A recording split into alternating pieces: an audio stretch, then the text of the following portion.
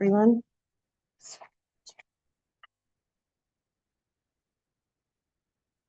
Just need to confirm on the live stream. Take your time.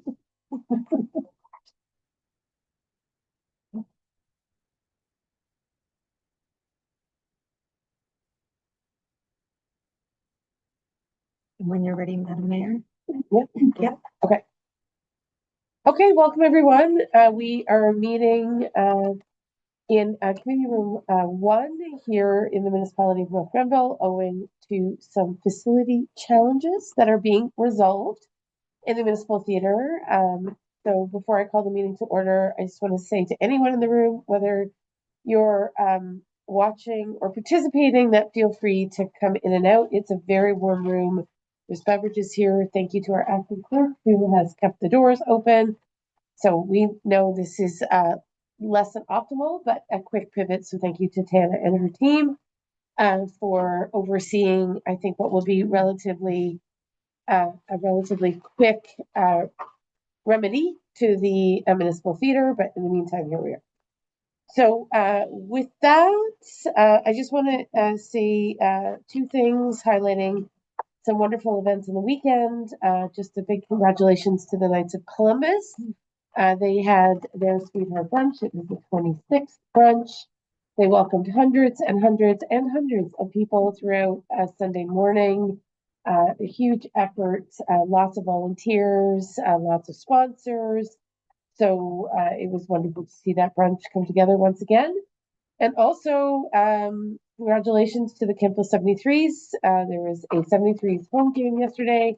They beat Navan handily, I think 7-2, if I'm not mistaken, by the end of the game. So they are in the playoffs, and we are encouraging, of course, everyone to come out and support their junior A team. But there was many other events and activities on the weekend, but we were really glad to see that on Family Day, Arena 1 was so filled. It's one of the best opportunities to come out because everyone really embraces the opportunity to watch some really high quality hockey. So with that, I will call the meeting to order at 6:37, and I'll invite a council colleague to read the land acknowledgement. Council Strachan. The municipality of North Grenville acknowledges that the municipality operates on the territory of the Anishinaabe. We recognize all First Nations, Métis, and Inuit peoples who now call North Grenville their home. We respect and support the need for cultivating a strong relationship, and we commit to Indigenous informed decision-making to foster the path towards reconciliation. Thank you. So colleagues, we're here for one reason in particular, the long-awaited presentation of the draft budget. So the recommendation this evening is that the agenda for February 17th, 2026 be approved as amended. You'll see that we have the proposed municipal operating and capital budgets, as well as the water and wastewater operating and capital budgets. So looking for a mover and a seconder. Thank you, Deputy Mayor and Councilor Sullivan. Any comments or questions on the agenda? Seeing none, I'll call the vote. All in favor? Thank you very much. So just in speaking with Karen Dunlop, before I ask for declarations of community interest, in terms of the presentation, I think we believe it would be best if council colleagues were able to ask questions after every director presents. We will try to take a break somewhere around 7:30, 7:40, just so that people can move around and get some air, given the room. And hopefully we'll be able to finish up before 9. That's our stretch goal tonight. So let's see if we can make it happen. So with that, colleagues, council colleagues, looking to you for any declarations of community interest or general nature thereof in regards to perceived or real financial benefit or loss arising from tonight's meeting. Seeing no declarations, then I believe Mr. Love, you are going to start with the overview. I do want to highlight, we know in this room, certain, depending where you're sitting and how the owl is feeling, you may have really great audio if you're listening online during this meeting, or if you're listening after the fact. We recognize that the audio is not perfect. The owl, as good as it is, doesn't always capture sound. I will try to ask any director to please project their voice, because I think the further back you are, the harder it is to listen. This is a live stream meeting. It's obviously an important meeting to capture virtually so that folks can hear it now or listen to it later. But I will acknowledge that I don't think the audio will be perfect. If anyone is listening online and wants to reach out to any of us, to message myself, a council colleague via Facebook, or reach out to a municipal staff person, if you're having difficulty hearing us, please feel free to do that, and hopefully we can adjust. So with that, I'll turn it over to Ms. Dunlop. And again, there's lots of water in the back, and if you have to stand up in the middle of someone's presentation to get some water, no problem at all. Thank you. Thank you. So good evening. Tonight, staff present to you our proposed 2026 municipal budget. Next slide. This budget was created based on annual trends, the asset management plan, master plans, community requests, council priorities, and inflationary and market pressures. It represents a 3.15% tax rate increase. The agenda is similar to last year's budget presentation meeting, running through the budget survey results, departmental highlights and objectives, community investment, and a review of debt reserve. Then on to departmental operating and capital requests. The presentation will be a tag team with all your senior leaders here to present and available for questions.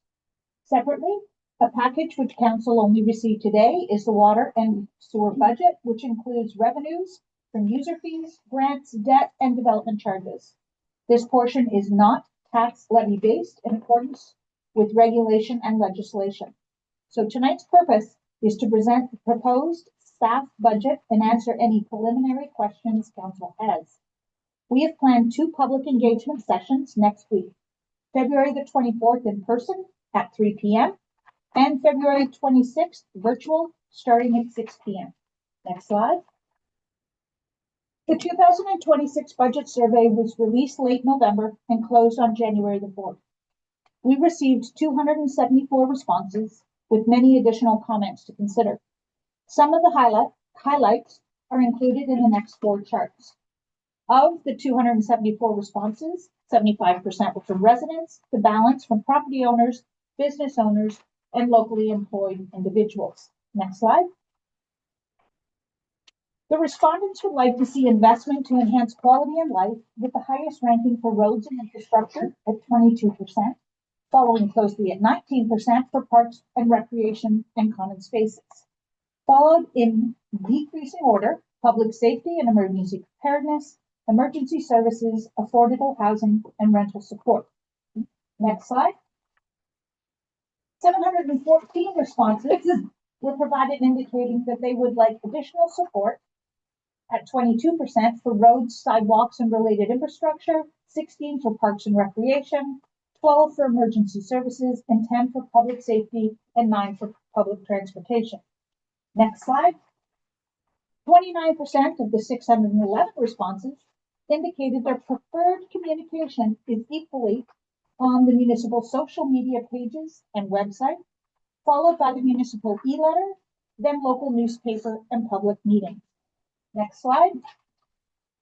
Now we move into the 2025 highlights and 2026 objectives for the individual departments, starting with Director Finlay, unless there's questions of council before we jump in. If I may, thank you for this. As you see by all my little tabs here, I've gone through it, had a wonderful weekend in family. Just if you would be able to tell me the percentage of our current tax base that comes from residential, rural, commercial, industrial, or institutional, or is that, did I miss that somewhere in here? I don't believe it's specifically identified under those specific criteria. Carly, can you answer that? That's correct.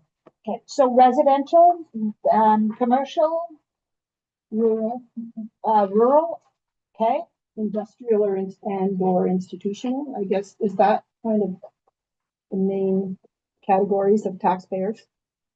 Does that make up our tax base? Through the chair, so it would just be an assumption at this point, because with the survey question, the way that the question is laid out is if you're a resident or a property owner.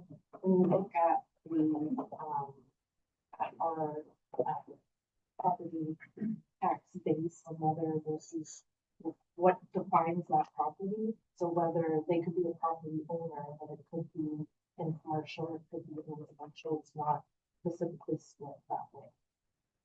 So the residents, would have, like a residential property, but it's just not clearly defined on what tax base they are specifically in. Okay, For the thank- survey. okay, no, independent of the survey, I'm just wondering what is our tax base? What's the percentage of our overall tax base that is residential, rural, commercial, industrial? Okay. We can get that, we don't have that in the package, but we can bring that information at our next meeting. Okay, thank you very much. What I've been telling residents, if I can, I don't know if it's accurate, but of our tax-based revenue, around 90% is residential, Right. 10% commercial. So, I mean, it's So it's about, give or take 40% or whatever. But we can get clarity. Yeah, okay, And I think you're asking about a distinction between residential and rural. Do you mean urban versus rural when you ask that no, when question? when Yeah. your property taxes, if you're taxed on Yes, residential Yep. property versus rural property versus industrial property or Zoning. commercial. The zone. The zoning, yes. so it's still rural residential, right? It's just rural with no residential caveat. Understood. Okay. Okay, good. Okay. I had a question. Yes. Regarding the 3.15 tax increase. What constitutes a 1% increase in terms of budget, dollar value? Through the chair. Yeah. For 1%, tax levy increase is approximately 200. Okay. Okay. Thanks. No problem. Councilor Wilson? Through you, Chair. Is based on these, survey responses in other years, is this a higher number of responses to a survey, or is this a typical number, or improvement? I didn't, through you, Madam Chair, I do not know that, but again, it's something I can get clarity on. No, Through Pops. Find out probably if it was higher responses to a survey, it means people are more interested. I think if I recall, it's comparable to last year in that there was less than 1,000 responses last year as well. It may have fluctuated slightly, and I know that Karen can get that information. So, yeah, that's just striking. So through you, Madam Mayor, with respect to the survey, then, it was, I guess, these percentages are only interesting in such a way that we can say, this is roughly who we heard from, this is roughly what they're interested in. I would note that affordable housing and rental support being the lowest clearly tells us who we're hearing from in the community. I think that's an indication. So I think that there's some value in this, but at the same time, it shouldn't be something that necessarily guides, the budget in its entirety Yes, I think hearing from less than 1,000 residents, it's still on its own. notable that hundreds of residents responded or property owners, but I tend to agree that it's just a snapshot and likely a fairly partial one in that, Christmas is a busy season. So I'm sure there's lots of people who might have wanted to fill out the survey and didn't, for whatever reason, have that opportunity. So I take your point, Councilor Strahan. All right. Any other questions? So, Mr. Finley, I think you're on deck. We're already hearing from a couple of residents who are saying that it's really important to project if you can. If you're soft-spoken, the owl is having a tough time capturing that audio. So I say that to council colleagues and to the senior leadership team to the best of your ability so that you can be audible. And I know, Mr. Finley, you have it in you to shout at some point. All right. Thank you, Madam Mayor. I'll do my best, keeping my voice up. So the first slide we have here is just some 2025 Public Works highlights. It was a busy year in 2025. We did have over 15 kilometers of road improvements. So that's whether we repaved some roads, did some gravel rebuilds, or hard surface some of the roads. We also did, in cooperation with, Parks and Rec, we did, County Road 44 multi-use pathway that was installed last year. As well as on County Road 43, we were able to get, some of the pedestrian facilities up, multi-use pathway on the south side, even crossing over the bridge, which was a big piece, to see coming, and some of the pedestrian crossings, as well up and running. Those are a couple of quick highlights of last year. We'll go to the next slide. And here are some of the 2026. Yeah, sorry, some of the 2026 highlights that we have for this year, with this budget presentation. We are looking at gravel rebuilds of O'Neill Road and Beaver Road. We are getting back to looking at, River Road with about 1.4 kilometers of rebuild, which will expand, starting on County Road 23 and heading easterly about 1.4 kilometers, as well as paving those shoulders to help with our pedestrian facilities there. We did note the rural streetlight upgrades. However, we did want to highlight instead of that one, that our mobility master plan was, although a 2025 project was jump-started earlier this year, and we look to wrap that up in 2026 as well. So that'll be a big guiding document for council to see when that gets through. And of course, one of the big ones we're looking at again is substantially completing much of the County Road 43 expansion. Our focus, of course, is in this portion, which is our water and sewer infrastructure, as well as our multi-use pathways, our pedestrian crossings, and some of the landscaping of that region. So those are some big objectives we're looking forward to in 2026. Okay, I'll take questions from council colleagues. Yeah. Deputy Mayor? Through you, Madam Mayor, to Director Finley. Is it all of O'Neill Road or a portion of O'Neill Road? O'Neill Road. This will run O'Neill Road from Rock Road to Patterson's Corners.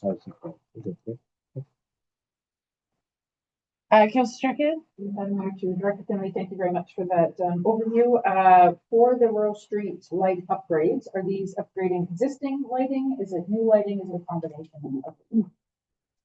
Thank you for the question. The rural streetlight upgrade was to upgrade existing streetlights. They were the old HPS bulbs, so we're looking to upgrade them to LED. There's some ones that are currently there at the moment. So, Thank you.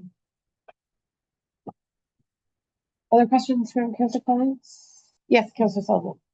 Thank you, Madam Mayor. Through you to Director Finley. I'd also like to begin by saying how great this binder is, the document. So thank you to everyone involved. I imagine Carly primarily and Dave. So thank you so much for this great explanation and all the detail. And I apologize that I am going to have a lot of questions because I am going away on Saturday. So this is my kind of kick at the can, and I will. So I have a bunch of questions. So, the mobility master plan, it says January to October 2026. Is that correct? We should have the final by. Correct. Okay, thank you. And the 1.4 kilometers on River Road includes the paved shoulder. Correct. Awesome, thank you. So I see the pedestrian crossing at Pine Hill Road and County Road 43. And I see, just hopefully I can find these all quickly. So, but I don't see the pathway extending from Tempo to Oxford Village along the Pontier, the unopened section of road allowance there. I don't see that in there. What I did see somewhere is $75,000 for a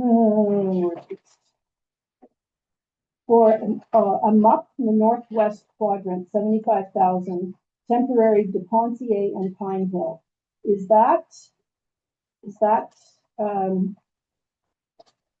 that connection that will go to right to Oxford Village? Thank you for the question, through you, Madam Mayor. That's correct. That temporary multi-use pathway is the same path that, we're proposing from going north on Pine Hill, and as well doing the connection between, Temple and Oxford Village. Oh, good. And, now it did say, I think it said the priority was medium. I would bump that up to a high priority, in my opinion, but, because I think, as we saw from what people really want, that safety is a key issue. And, so that's my thought about that, but 75K, is that enough to do that? Thank you for the question, through you, Madam Mayor. That's our estimate, again, based on it being a temporary pathway. Purely just a little bit of gravel to make it a bit of a base, and then, just an asphalt, an 8-foot asphalt width. So again, being temporary, that's what we've, based on the amounts that we've looked at, that's what we're pushing. No lights, so. No lights. And it will be paved or plowed during the winter. It'll be accessible all year long. Through you, Madam Mayor, that's the intent, correct? Okay. And the timeline for that to be in place? Through you, Madam Mayor, it would probably be, late fall. Or completion? Okay, thank you. And then the County Road 44 PXO's upgrade. I noted that it said following a near miss and it's therefore given high priority, and that's why I would like to say this MUP in the northwest quadrant, probably in spite of the fact that there hasn't been a near miss or worse, should probably be given high priority, because at this point it doesn't have anything, whereas 44 does already have a type 2 level 2 crossing and a MUP, so that's lit. So to get $130,000 for that, I would suggest that this area that's not serviced at all probably deserves at least that much. So, there's currently no connection at all in that area. And I'm gonna recognize Ms. Elmont. Ms. Elmont? Thank you. Now, Councillor Sullivan, I understand that, right now we're going through the higher overview, and we will be going into a deeper dive in both the operational and the capital as we go through this presentation. Oh, okay. And the majority of the items that you've just raised, although they may be of medium priority, they are on the recommended capital program for this fiscal year. So if I can take it back to the presentation specific, and we can go through those at a later. Okay, perfect. This I evening. appreciate that. Yes, indeed. Okay, So I appreciate that. in conferring with Ms. Dunlop, it's become obvious that there's high level, then we're gonna take a break, and then we're gonna do a deeper dive. Good. So with that in mind, maybe, I'm also continuing to hear from the public that if, as soon as we talk into our papers, the owl doesn't pick it up. That's true of councillor staff. So why don't, now that we better understand the structure, we take the opportunity to hear the high level, do some kind of clarifying questions as it pertains to the high level, take a quick break, and then we'll do the deeper dive so that all of council's questions can be answered, if that makes sense. Yeah. Okay, perfect. And that apologies, Councillor Sullivan, that was partly my lack of clarity on how we were structuring the presentation. So I think your points are duly noted, and we can certainly revisit them and ensure that Mr. Finley has responses. So with that, is there anything else that we want to ask Mr. Finley at this stage? I just wanted to ask Mr. Finley, I've never really asked this. So our County Road 43 expansion, our municipal portion, whether it's water or sewer or multi-use pathways or what have you, clearly that's been embedded in the Tomlinson contract overall, correct? So your our portion in terms of, say, oversight engagement, I know some of the designs, are we taking a leadership role in terms of our pieces, or is it sort of jointly shared with the counties in terms of all of the public works considerations, if you know what I mean. I think my question is, what burden do you bear for the pieces over which we have jurisdiction, whether it's multi-use pathways or the underground water and sewer? Are we directly overseeing those because they're our components, or by virtue of being embedded in the Tomlinson contract, do you have a little bit of leeway to work with our county colleagues on those pieces? I think the question, Madam Mayor, we definitely work hand in hand with our Right. county counterparts.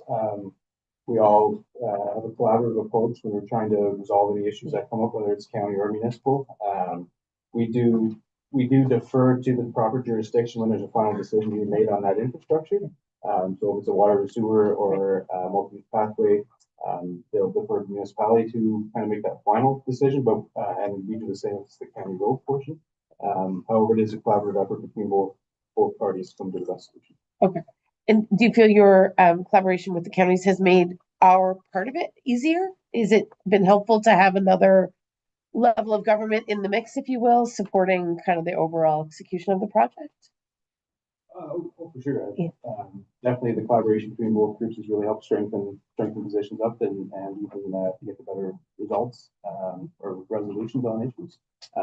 Yeah, it's been a good collaboration between both groups. Okay.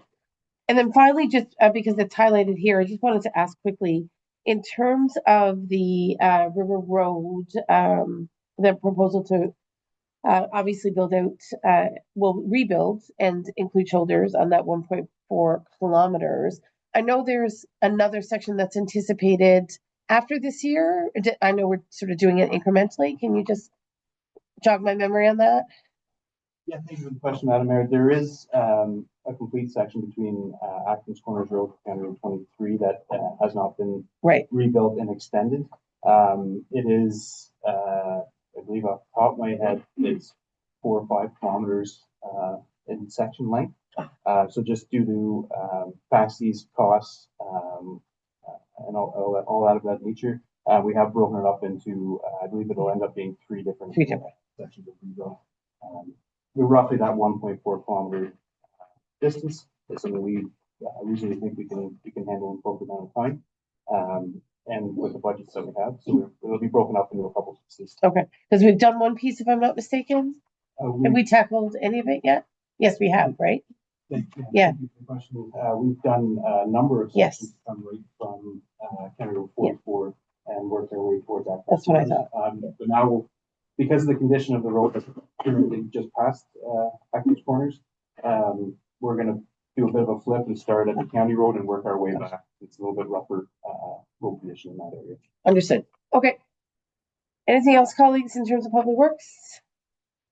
If not, then we will move on, understanding this is deeper diving a little bit later. So Ms. Torch. Thank you, Mayor.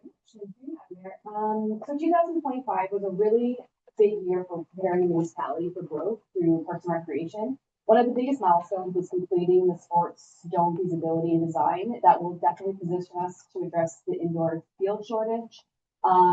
We also focused heavily on asset reliability. We installed generator construction points or connection points for the refrigeration system and upgraded facility security systems. A lot of those aren't super flashy projects. They do significantly reduce the risk of ice loss, facility shutdowns, which definitely protects us from program revenue.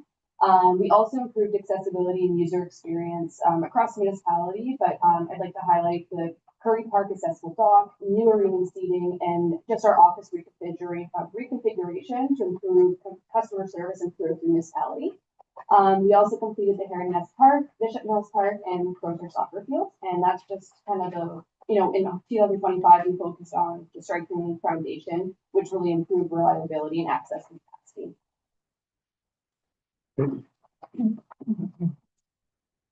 And then moving on to our objectives for 2026.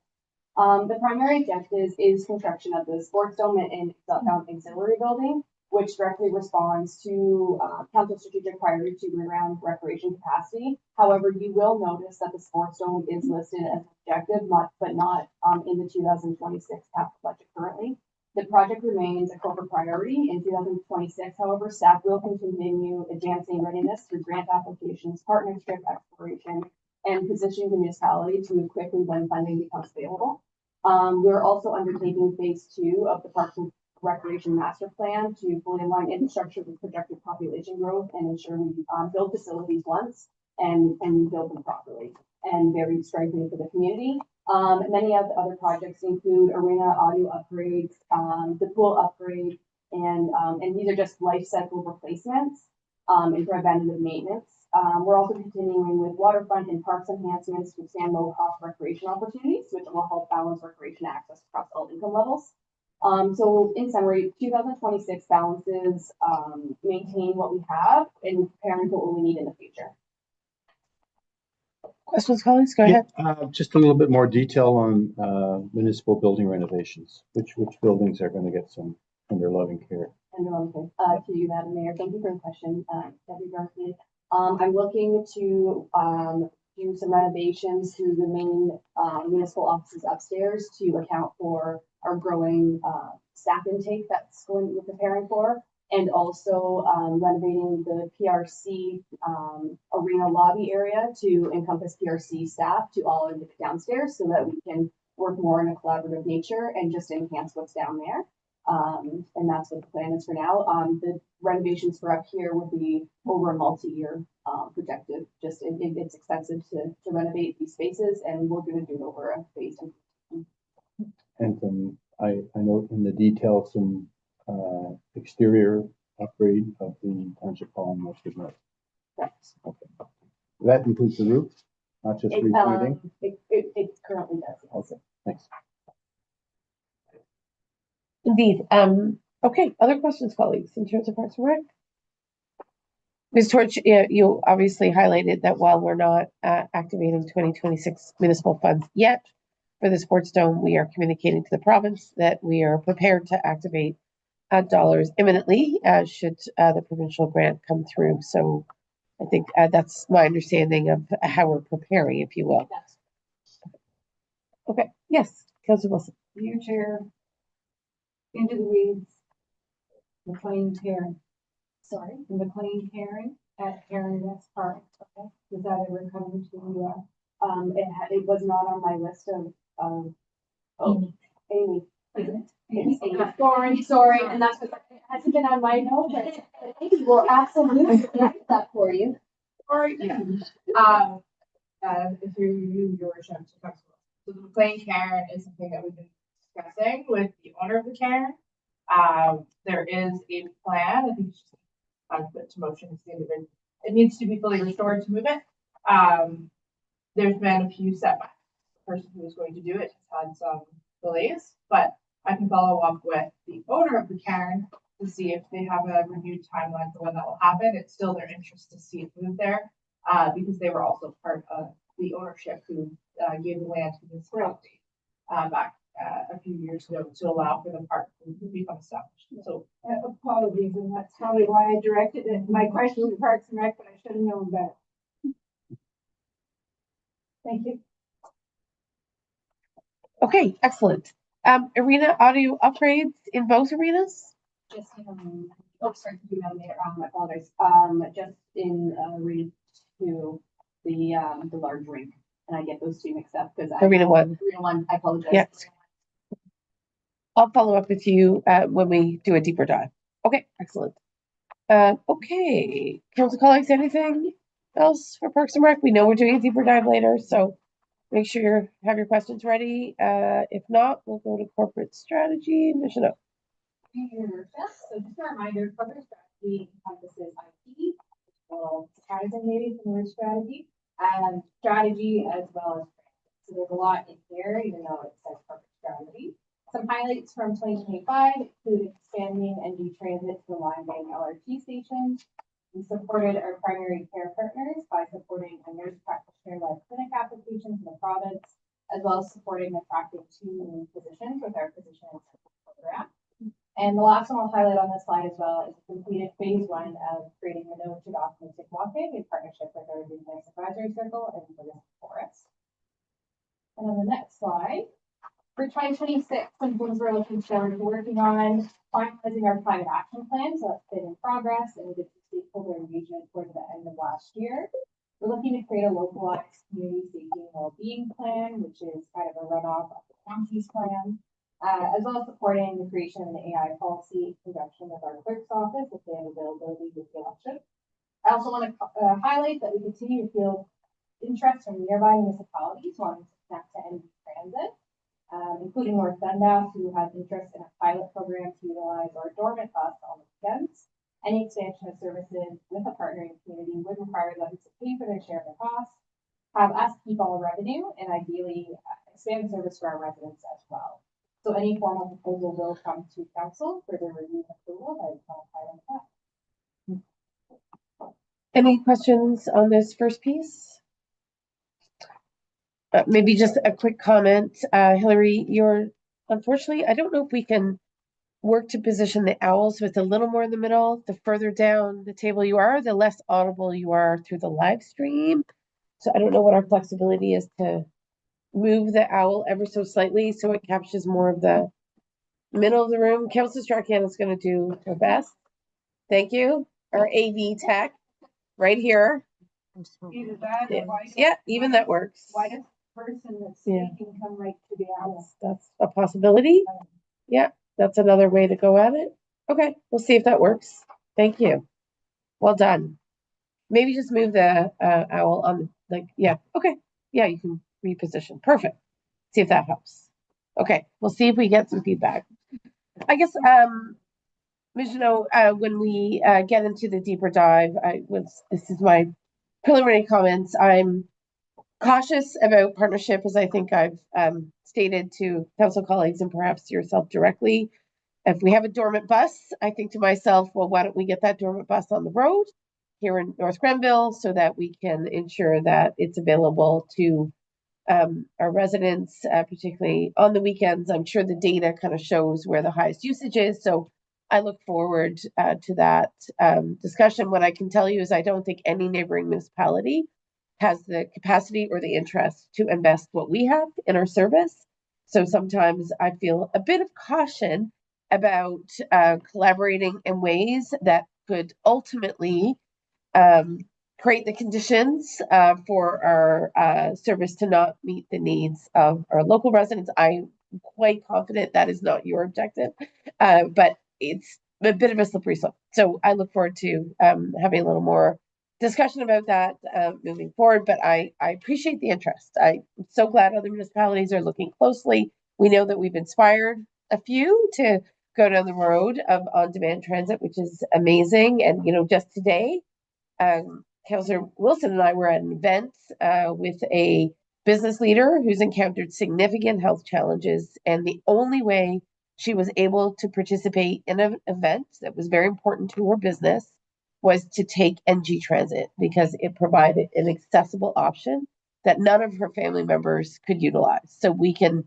appreciate how valuable this service is for a variety of different residents. And we're so delighted with the progress that's been made under your leadership. But I look forward to having some of those discussions around collaboration because I am inherently protective of our service. So I want to make sure it works for our residents.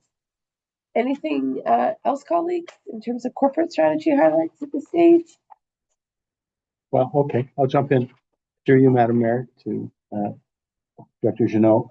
The community safety and well-being plan, I'm sure it's detailed what the budget allocation is. Would we be seeking some contribution from the police service board towards that?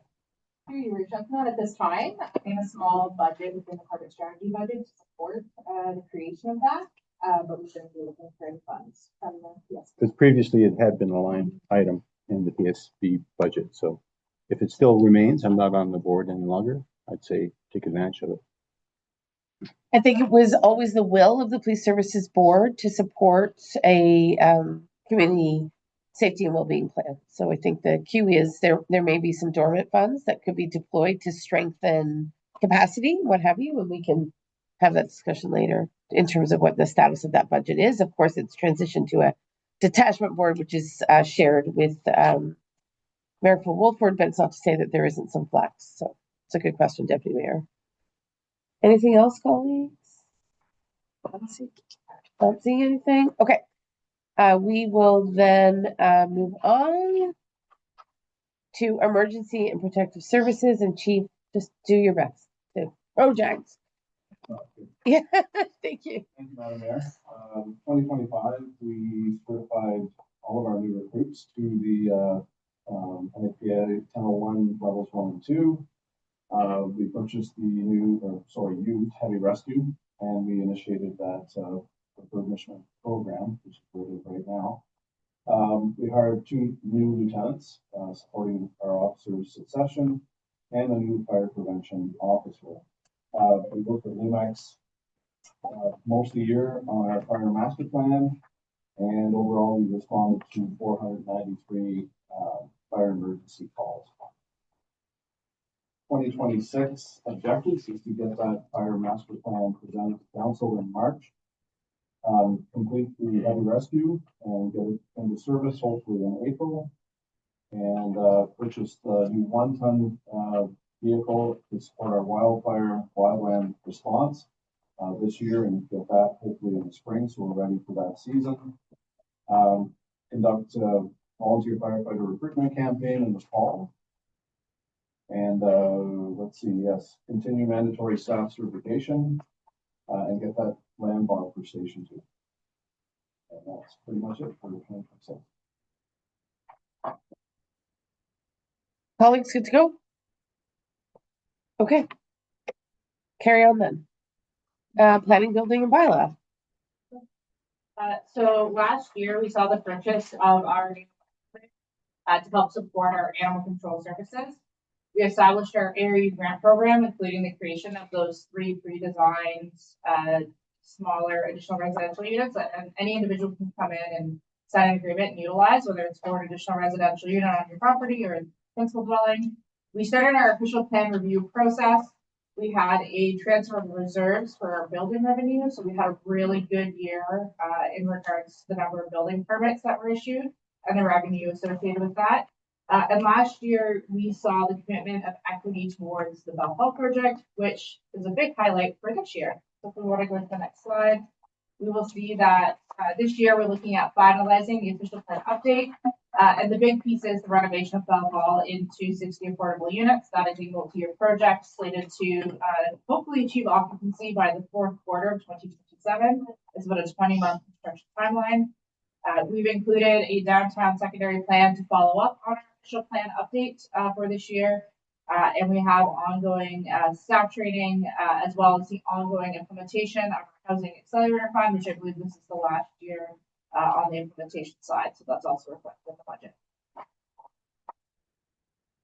And I know, Amy, the official plan consultation dates, I know there's a legislative meeting and I think a potential other meeting for hybrid and virtual participation, and those are coming up in March, April?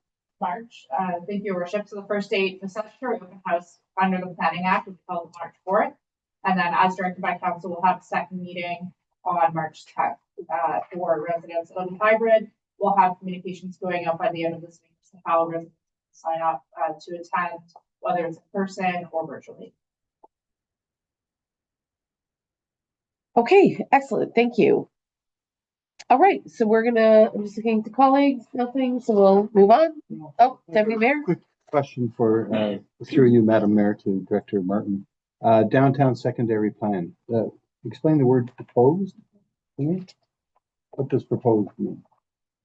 Through Your Worship, Deputy Mayor, it is proposed as it's subject to council funding. Ah, okay. Thank you. Everything here is proposed. Huh? Technically, yes. Yes. Thank you. Okay, excellent. Anything else, colleagues, for Ms. Martin before we move on? Not seeing anything, so we'll move on. Who's next up? Office of the CEO, Ms. Dunlop. Thank you. So I'll be doing the clerks and the FDEV, which are the next 2 sections. So in 2025, the clerks division continued to modernize with the digitization of records, online meeting management, and virtual participation in advisory meetings. Issued 115 marriage licenses and administered 154 council and committee meetings. Next slide. In 2026, they plan to continue the modernization plus administer the municipal and school board election. oversee the sanitary master plan and the installation of a columbarium at the Kemptville Union Cemetery.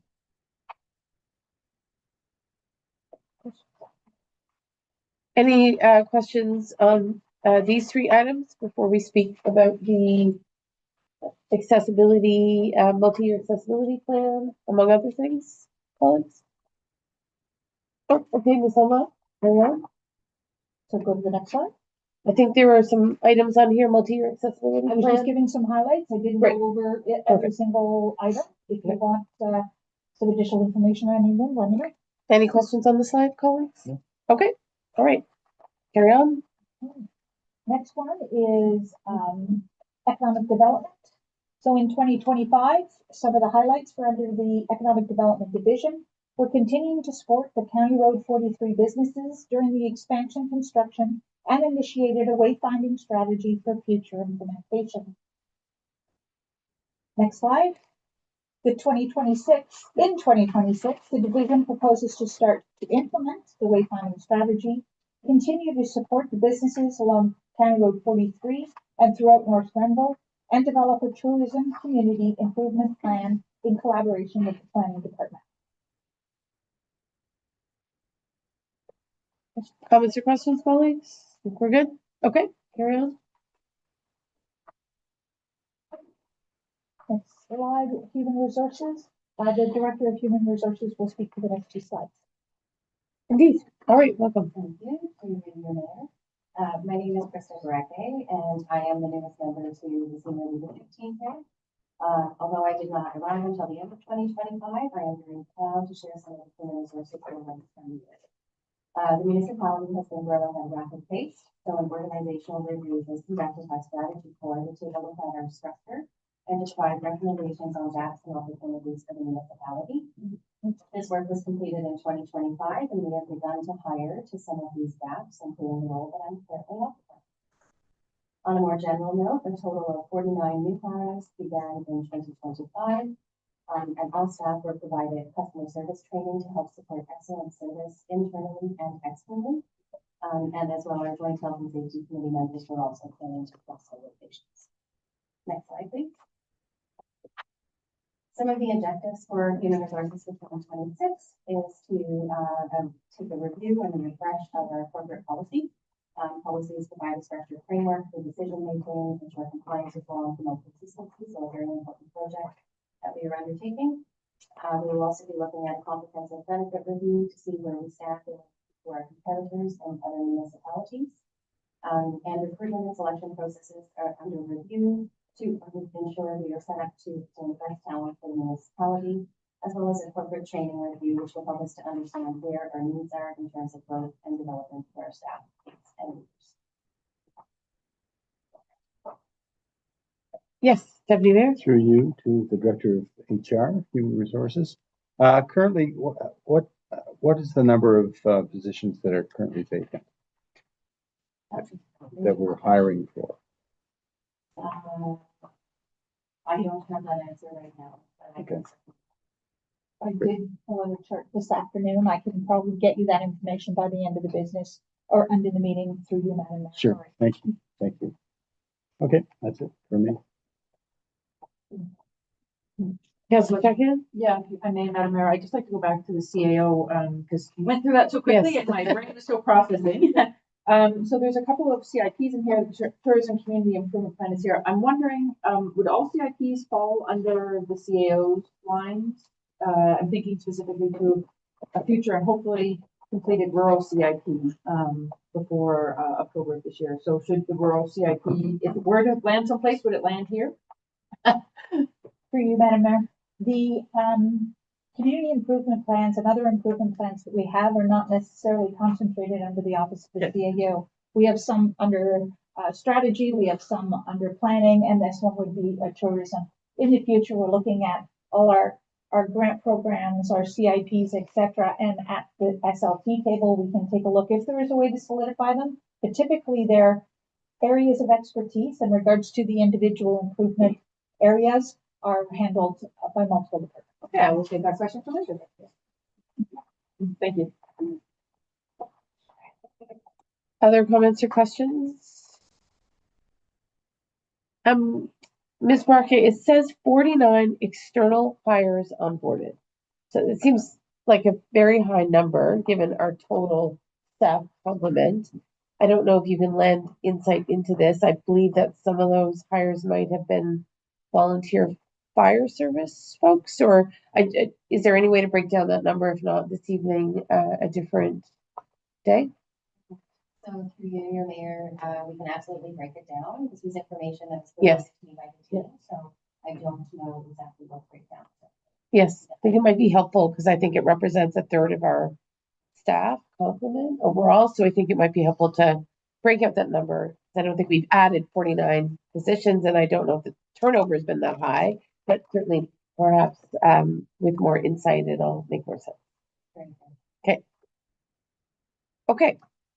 So with that, I think we're going to return to CAO. All right, Ms. Dunlop.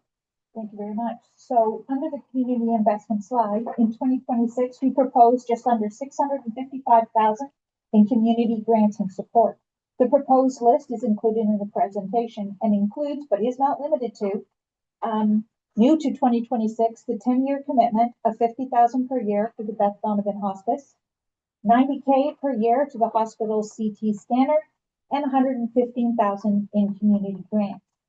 The Busker Fest continues to be a supported local event, and funding for the BIA and Chamber of Commerce also continues in 2026. The BIA submitted a letter of request for downtown improvement projects. The senior leadership team have included some under existing operational lines, and improvements such as signage enhancement continues, with the wayfinding and signage strategy and implementation to start in 2026, with additional consideration in 2027. There is an allotment under FDev operating for banners, and the intent is to create a banner policy early in 2026 to provide direction for the future. The white lights have been purchased and left in Rotary Park year-round. Other requests for expansion of posts and lights will need to have additional time to consider for future budget submissions. Flower enhancements were completed in 2025 and will continue into 2026. The requests for additional and larger flower baskets and planters have not been included in 2026, but will be considered for 2027. There are additional security cameras to be installed around the library in 2026. We can review options and regulatory impacts for a future budget cycle before expanding throughout the downtown core. Before I move to the next slide, would you like any questions, Madam Mayor? Questions, colleagues? Regarding community investments, I Yes. wondered through you, Madam Mayor, to either the CAO or the Director of Finance, we have a total of 1,075,000. I wondered if at a later date we could be provided with what amounts are non-jurisdictional. In other words, are us funding things that normally would be covered by the United Counties. Indeed. Well, you could also argue that physician recruitment, at another point in history would not be something that a municipality was doing. It represents 225,000, arguably just under 25% of our community investments. So I would say your jurisdictional question is actually Good answer. I know there's gray areas where, if it benefits us, it benefits the greater community, but there are some items that I think it would be instructional or educational to know where we're going above and beyond what. for sure. And not to diminish your point, but to basically overlay another level of government. It's not just the counties, we have the province. Really, certainly seeing how municipalities are looking to incentivize to stabilize physician recruitment. And in fact, the United Counties, as a case in point, has also invested heavily in a recruitment effort that is costing hundreds of thousands. So perhaps there's a way to bring that information to light. Not to call it into question. I think it's Indeed. admirable that we're spending this for our residents, but I think they deserve to know, for example, victim services, what we're contributing to what is essentially a county responsibility. In part, yes. Okay, Councillor Sullivan. Thank you, Madam Mayor, through you to CAO Dunlop. The physician recruitment of $225,000, is that, does that include the recent request from the hospital for emergency physicians? I believe it does, but we're gonna ask Michelle. So yes, in the 2026 budget, we have $125,000 for the emergency department incentive and $100,000 for four family physician incentives and $20,000 for the county. Okay, thank you. And that's not limited to physicians. If we can use some of that money to recruit nurse practitioner, assuming that we go ahead with the nurse practitioner-led clinic, we can use some of that towards, is it more primary care and emerge versus just physicians? Through your worship, so we have $125,000 in new funding that we can get out this year if passed by council, and that would be limited to emergency department physicians. Okay, And the existing commitments under primary care incentive have all been allocated to family doctors at this stage. But, and there's mean, no new yeah. funding for primary care then? No. Okay. but there is that $20,000 allocation, which could support an additional incentive as for a practitioner as identified by the counties, correct?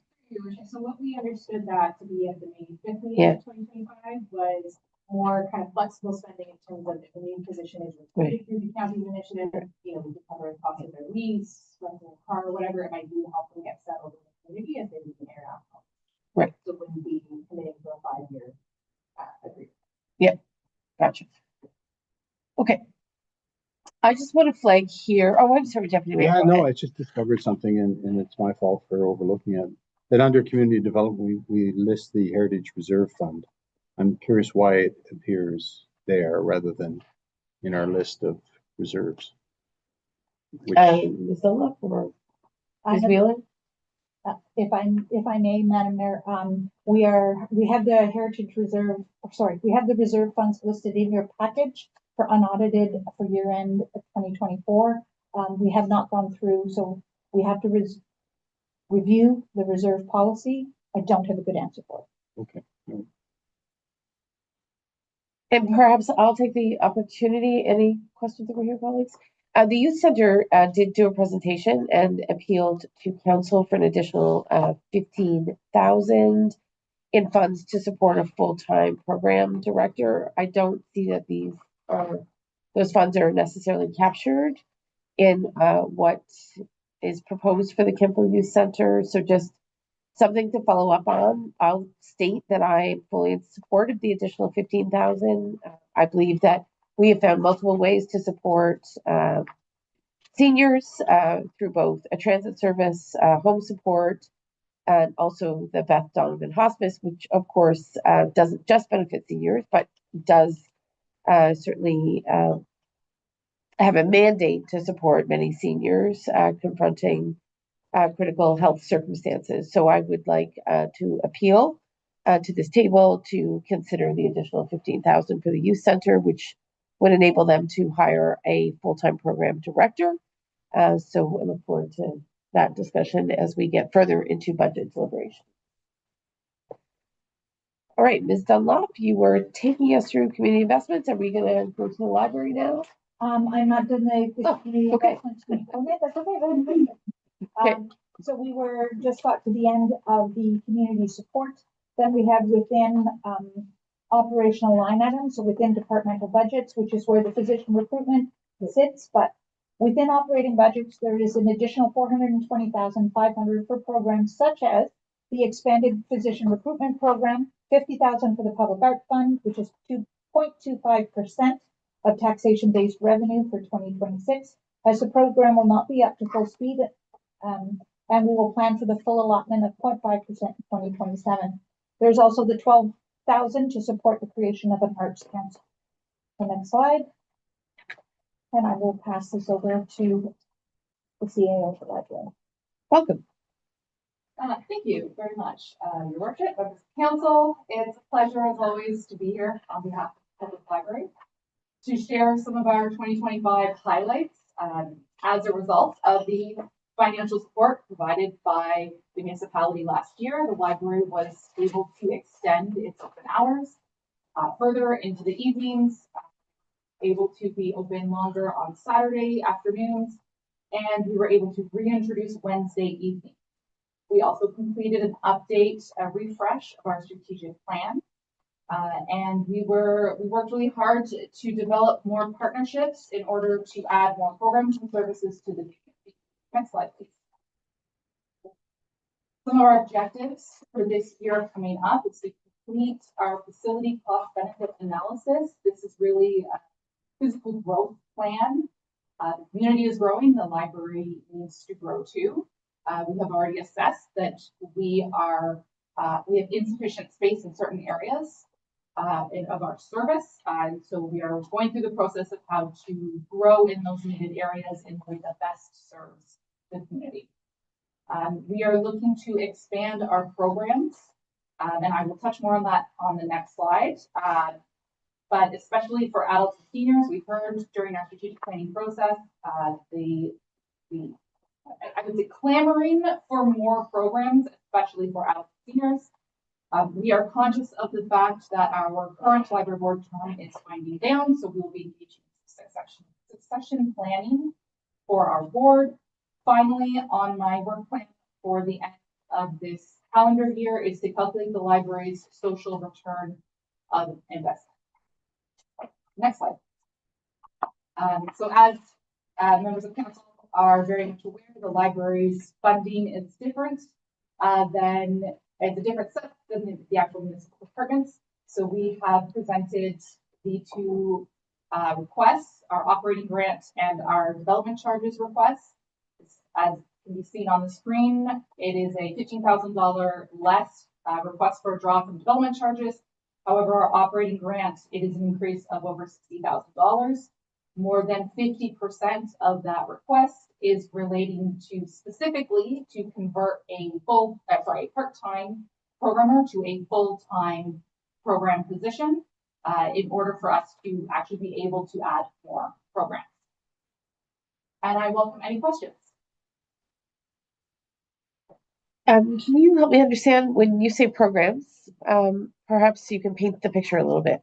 So from a programming perspective, what would be the things you're most proud of as a library, and how does that transition from part-time to full-time increase or add programs? Thank you for that question.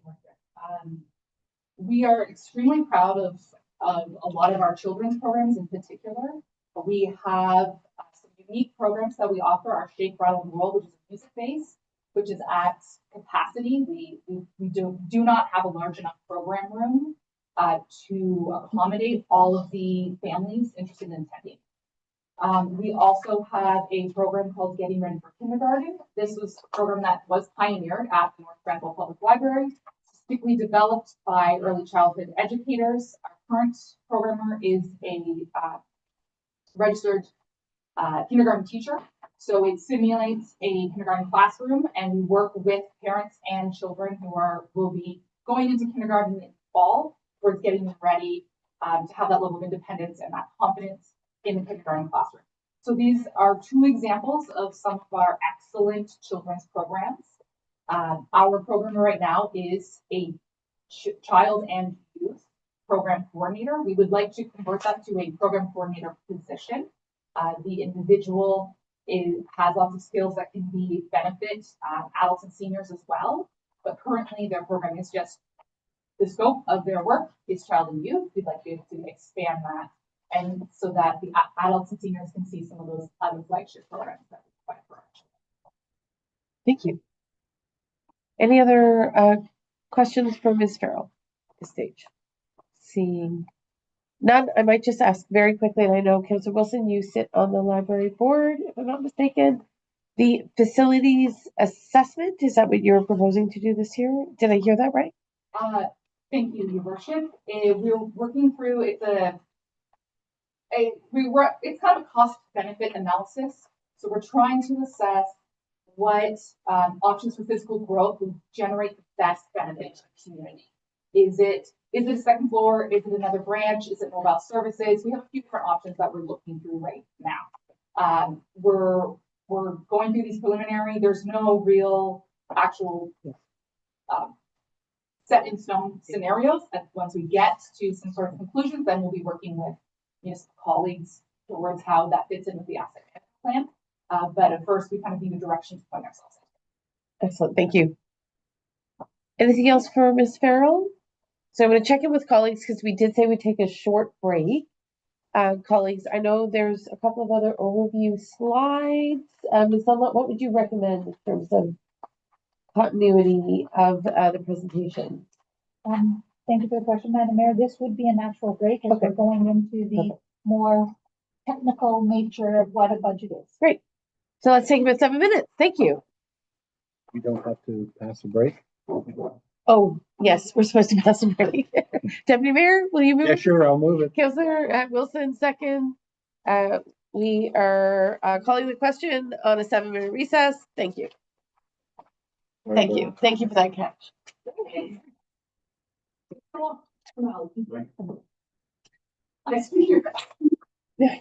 I'm waiting for others to say if they want some first.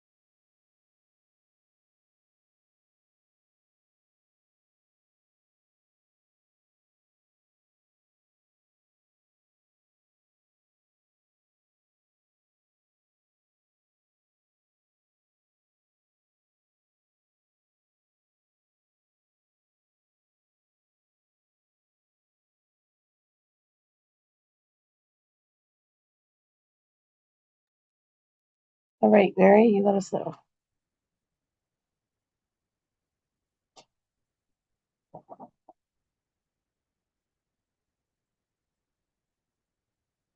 What time is it there? Sorry, I lost the screen.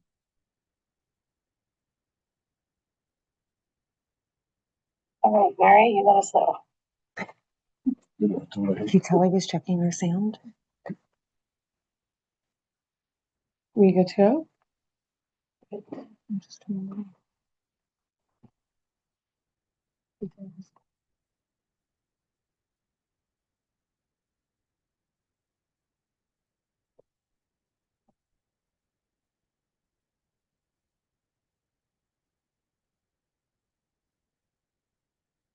to go, Madam Mayor. Okay, thank you.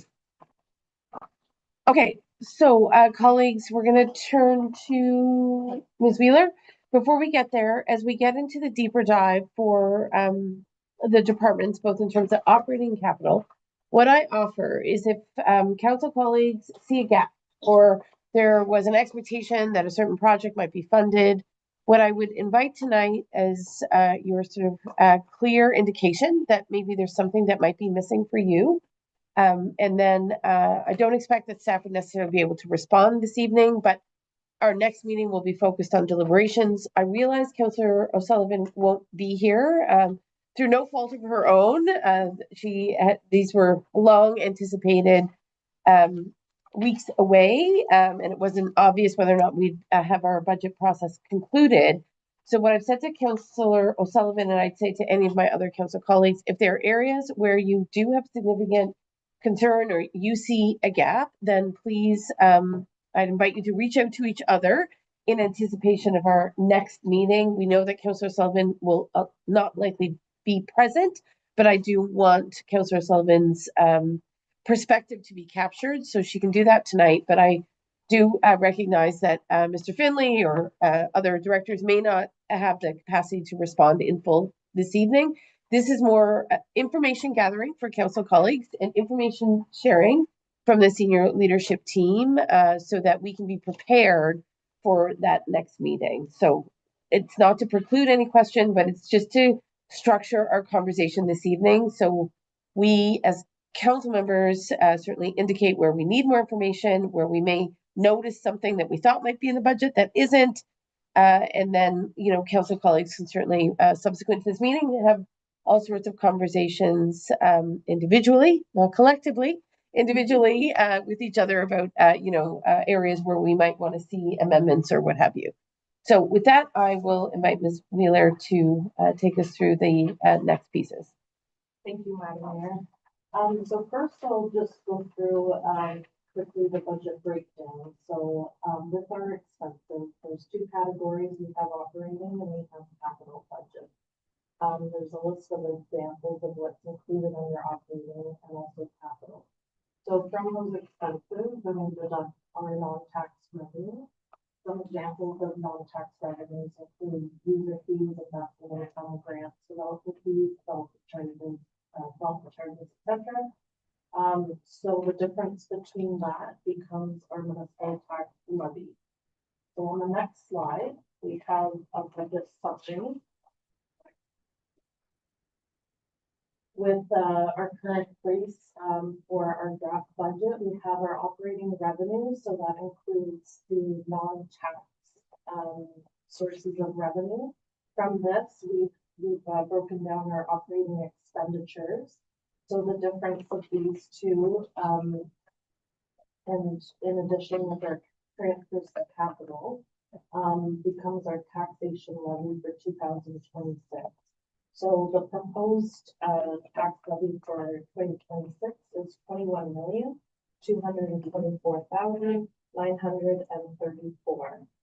We compare this to our net taxation levy from last year, which was 1,063,416, and that is our levy percentage increase of 5.8. So the net taxation levy is an increase of 1,161,518. So we take this figure onto our next slide. We look at the assessment. So for just looking at the residential assessment from 2025 to 2026, we saw a 2.6% increase on total assessment. So again, the property values are still based on the legislative date of January 1, 2016. So the impact on the tax bill, so the residential ratepayer. So out of the assessment, the residential assessment portion is 88% out of the total 2026 assessment. So we look at the tax rate increase of 3.15%. So for an example of an assessment of 300,000, this would equate to a yearly increase of $63.70. The monthly increase would be $5.31. And so, broken down, every 100,000 of assessment would be $21.23 a year. And the monthly increase would be $1.77, again, for $100,000 assessment. So we'll pause here for any questions before we get into a snapshot of our reserves and our debt schedule. Councilor Sullivan, did you have a question? Just to clarify, per $100,000 assessment, additional equals $21 and something per year? Is that what you Yes, $21.23 per year. Okay. And it's $1.77 per month.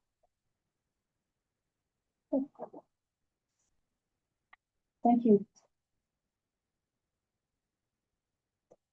And a 1% increase is roughly $200,000 in budget increase. Through you, Yeah. Madam Mayor, to Deputy Mayor. Yeah. So a 1% increase in the levy is $200,000.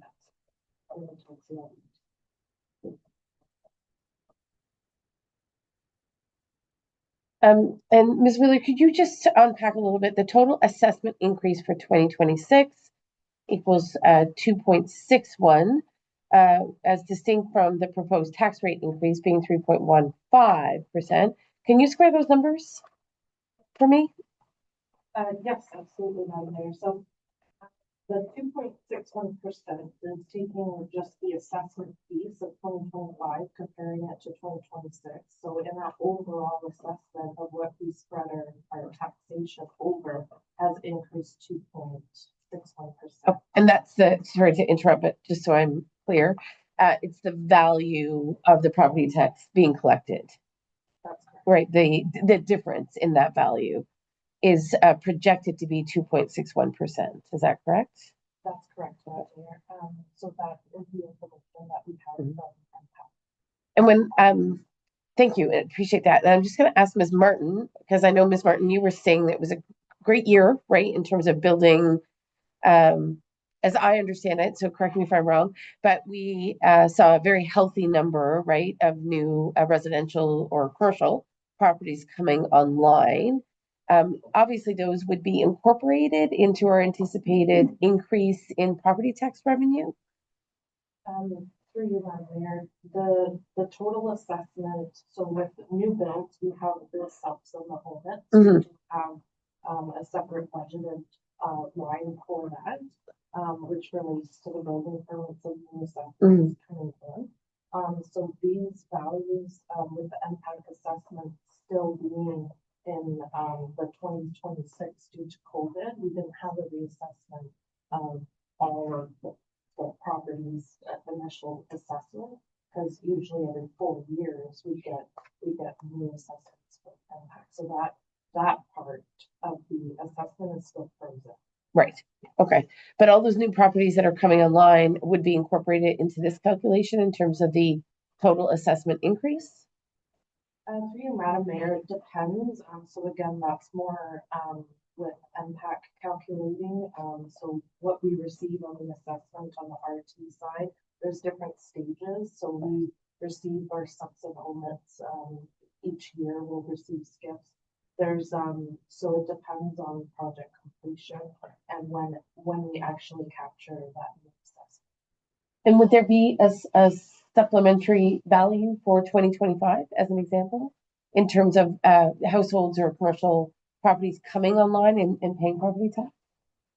Through you, Madam Mayor, thank you for the question. I'm just looking here because under our finance budget worksheet, we will see that part of our taxation adjustment line items includes the supplements, and then you'll be able to see the 2026 expectation and then 2025 actuals, 2024, and then 2023 actuals. So you can see the trend in that. Video. But Madam Mayor, yes, the basic answer to the question is yes, the Director of Finance has included a value of the anticipated supplementals for the taxation year that you're embedded as revenue and finance department. And in the details that you have in your budget, you can see it's, I think off the top of my head, is about $400,000.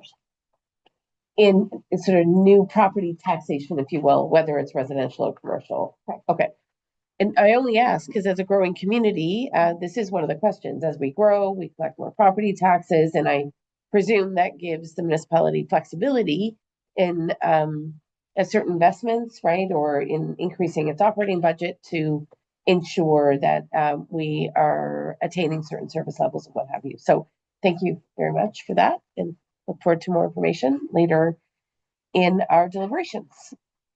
Council colleagues, anything else before Ms. Wheeler moves on? Okay, great. Okay. Carry on. So I will pass it to my colleague, the future Anthony, to go over our reserve and Thank you, Director Wheeler. We had up here that the 2024 balances for municipal reserves. I can see there's a balance of 12.2 million in municipal reserves, about 12,000 for police service board, 92,000 for the library, 2.2 million for waterworks, sanitary sewage works reserves. Even the total municipal reserves of 20,000, about $20.5 million. Should be noted here that this is not included what we call the revenues, which include the development charges and amounts received in various grants such as the gas tax, for CIF, and cash removed for parkland, which totals another 15,080,000 approximately. That's available for specific response. Might I ask why they wouldn't be captured in the municipal reserve scenario, given that they represent such crucial revenue? It is, I think, just taken out of the accounting term, because the money's been received but not used as yet. Accounting requires us to be called deferred revenue as opposed to a reserve. So the money is there to be used, different accounting treatment. So correct. Yes, through you, Madam Mayor, excellent question. So the auditing standard classifies our the CCDF, otherwise previously known as gas tax. This, as well as the OCIF funding, is now falling under the deferred revenue, whereas previously it was part of a reserve fund. So that classification and the justification for it is that this is revenue that has been earned but not yet spent. So it is, rather than as an obligatory reserve fund, and it's now deferred revenue. So, and in the financial statements, that will also be addressed. Yes. Deputy Mayor and Councillor Wilson. Yeah, no, I'd just like to thank Director Wheeler and Deputy Director Dancy for the last page of the budget, which is, sort of articulates that deferred revenue, and it's easier to understand how that is in fact a reserve, the deferred revenue. And I'm not there yet, but the total reserves is substantially greater than the $20 million. But my question would be, just using this $12 million number, do we have a rough idea at this point of how much of that $12 million is obligatory versus discretionary? I'm not looking for an accurate number, but Of the 20, of the 12 million municipal reserves, approximately a quarter. 3 million Obligatory. is discretional or Sorry, 9 million would be, obligatory. no, sorry, no, 3 million obligatory, 9 million Discretionary? discretion. It's an accounting term. Okay, thanks. And to clarify, these are funds that have been collected, right? This is taxpayer revenue that is Money that's, sitting in a reserve. And you're saying that 3 million of it has been pre-assigned, if you will? yeah, 3 million of it is reserved for the building here itself. And GMC. Yes, There's some project-specific reserves, I should probably, about $2.5 million for project-specific reserves such as County Road 43, the campus, things like that. And the rest are operating reserves. They have a specific use, but probably correctly don't know, very discretionary. So the operational, sorry, if I may, so the operational funds are like the water, wastewater, or asset management funds? Water wastewater has its own reserve. It's not Okay. included in, Sorry, bad example, there are asset planning funds that would be under the operating reserves. for asset management. Yeah. Yeah, okay. See, probably a better breakdown. If you were happy. Yeah, it's the very final page. Yeah. And again, I appreciate that detail. Thank you.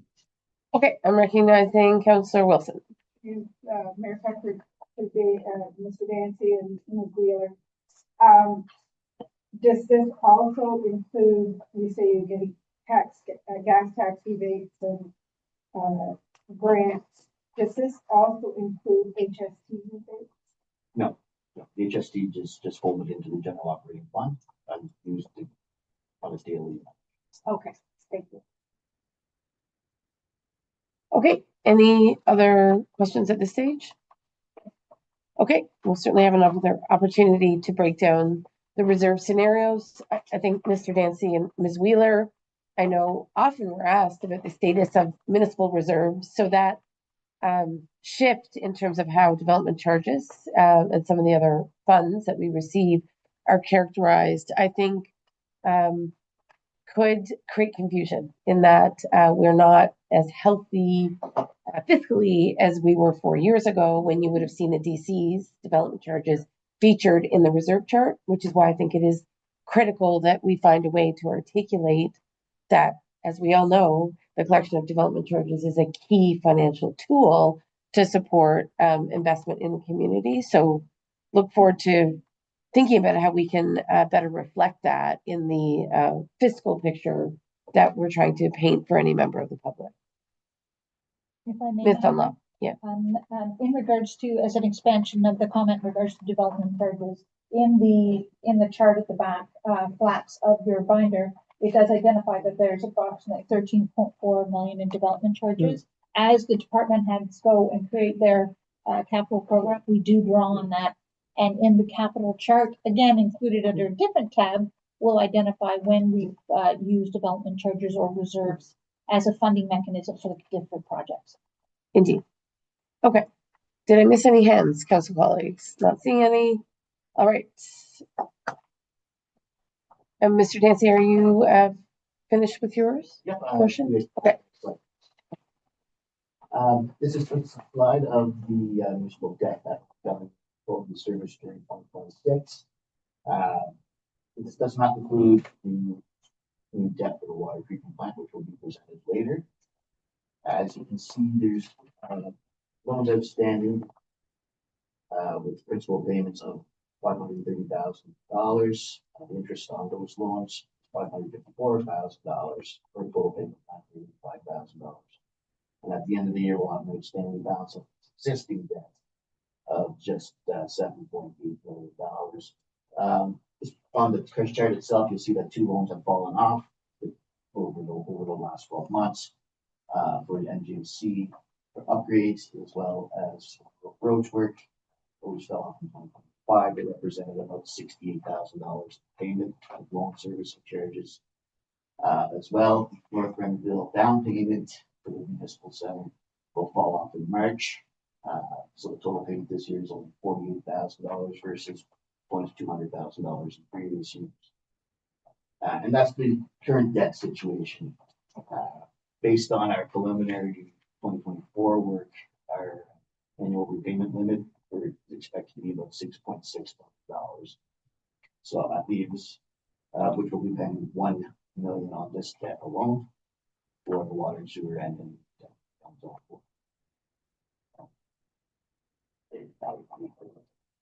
Yep. Yeah, Superintendent? Series C, the one where we're just paying interest. My understanding is that the final payment will be $1 million to get rid of that series, bond series. We have a reserve. Are we building a reserve to pay off that $1 million? There is some money in reserve for it at the moment, not the balance is not. No, we're building towards it. Okay, thank you. Other questions, colleagues? Mr. Dancy, could you state again what you had just highlighted for us in terms of our debt payments annually vis-a-vis our limits? Could you just restate those numbers? I could go from here with, the totals will change over the course of the presentation. But Yeah. as of now, according to our financial information report that we submitted, our estimated annual repayment on ARL is $6.6 million. And the current, That 6.6, 1 million will be cut One. used by this. Right. This month. indeed, right. So existing debt is 1 million. You're saying the limit set by the province is closer to 6. That 6 million does include payments on the water treatment plant. Right. As well. Which Right. will use up- Right, which are not captured. Captured in this. Indeed, okay. In the current scenario, we're in pretty good shape. Yeah. But other commitments will tie up some of that Correct. room. Yes, we hear you. Okay, so we're gonna move on. Who's taking the next slide? This one's All right. So this is a high level breakdown of our proposed operating budget. Into the usual categories that we used to be seeing. Note that the salaries to benefit loan includes a 2.2% increase for COLA. And working our way down, total expense will become at $34.5 million. Finance, as you can see, mostly by the taxation, which includes the adjustments Director Wheeler has talked about. Also, the levy plus those adjustments are the major funder source is followed by user fees, grants, other revenues as well. So we do have a balanced budget proposed for you here. And that's the high level breakdown of it. I think we have no choice but to present a balanced budget, from my understanding. Just Uh, highlight the fact we did. Indeed. Can I ask why the draw from DCs is so low for operating? Through you, Madam Mayor, thank you for the question. So for the operating transfer from DCs, we have 260,000, that's, for NGLC. When we look at financing from DCs, we have approximately, it's more used as a tool of capital financing, is what I'm trying to get to. So, in our capital budget, we have approximately $1 million for coming from the Delta Church. So this was just the operating. Okay, great, thanks. Yes, Deputy Mayor. Transfer from reserves. We've been talking a little bit about discretionary reserves. I would assume none of those reserves that we're transferring to cover the budget are discretionary. Is that fair to say? They're all obligatory transfers to cover operational costs, etc. Through the chair to Deputy Mayor. So the transfer from reserves on the operating is more as a discretionary nature. Okay. Yeah. So we had, I will get to, in the next slides, we have each department, their operating broken out. And with the, certain demands, that we use over. But to the previous discussion, we have ballpark discretionary reserves as being greater than $1 million. So there is flexibility to draw from discretionary reserves to fund, say, an increase beyond the 34 million.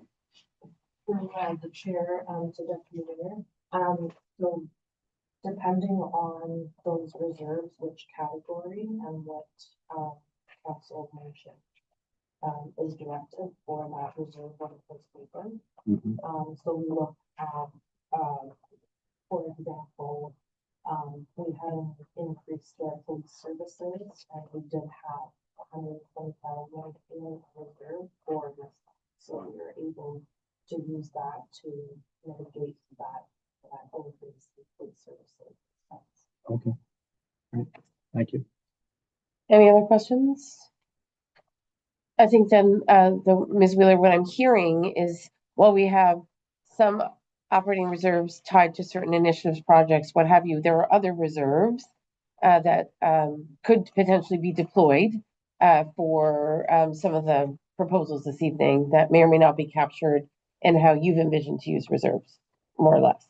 Through you, the discretionary reserve, depending on the strategic priorities, we normally look at the general fund. So the general fund, where previous year surpluses will provide an addition to, that is more or less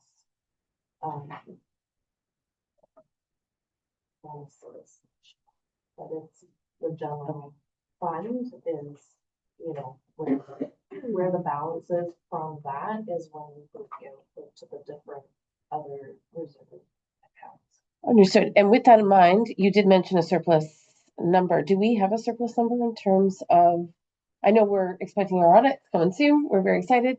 But in terms of a surplus number, is there something that is there a number that we can use in terms of our deliberations during this budget process? Through you, Madam Mayor, unfortunately, no, we don't have the specific number, so we can, we have a meeting with KPMG set up for tomorrow to go over the draft statement. So that will be presented to council. So hopefully, in our next budget discussion, we will have the benefit of that surplus number, which could help us understand, right, that piece of the fiscal picture. Is that right? We do, and 2024, I can say that we will have a surplus, but the purposes of the surplus into that general fund is that we do not have any other transfer to reserves. It's in each budget except for a select few, there's the heritage fund. So that is our only source of our transfer to reserves. So we really need to be careful just when we're looking at that for budgeting purposes. It just wouldn't be recommended when in trying to build reserves.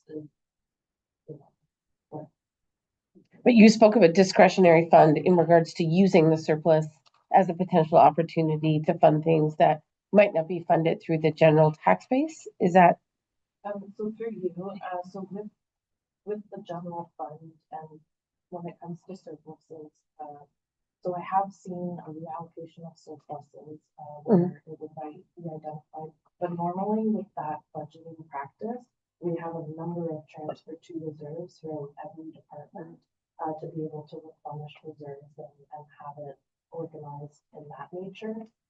So whereas the management for the surplus here is a transfer to the general reserve fund, since we do not have transfer to reserves from other departments. Deputy Mayor?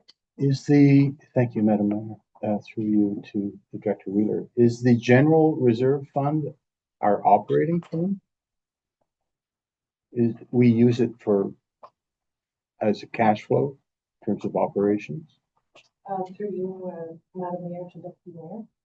So the general fund is used when I'm financing, so for example, for our 2025 budget to actual financing, then it is used, to have, on the capital spreadsheet, we would have transfers to and from. So it's depending on which project, which line item, but it would be, in operating as the default, as well. Is that we would typically, transfer to from if there is no other slated reserve for that purpose.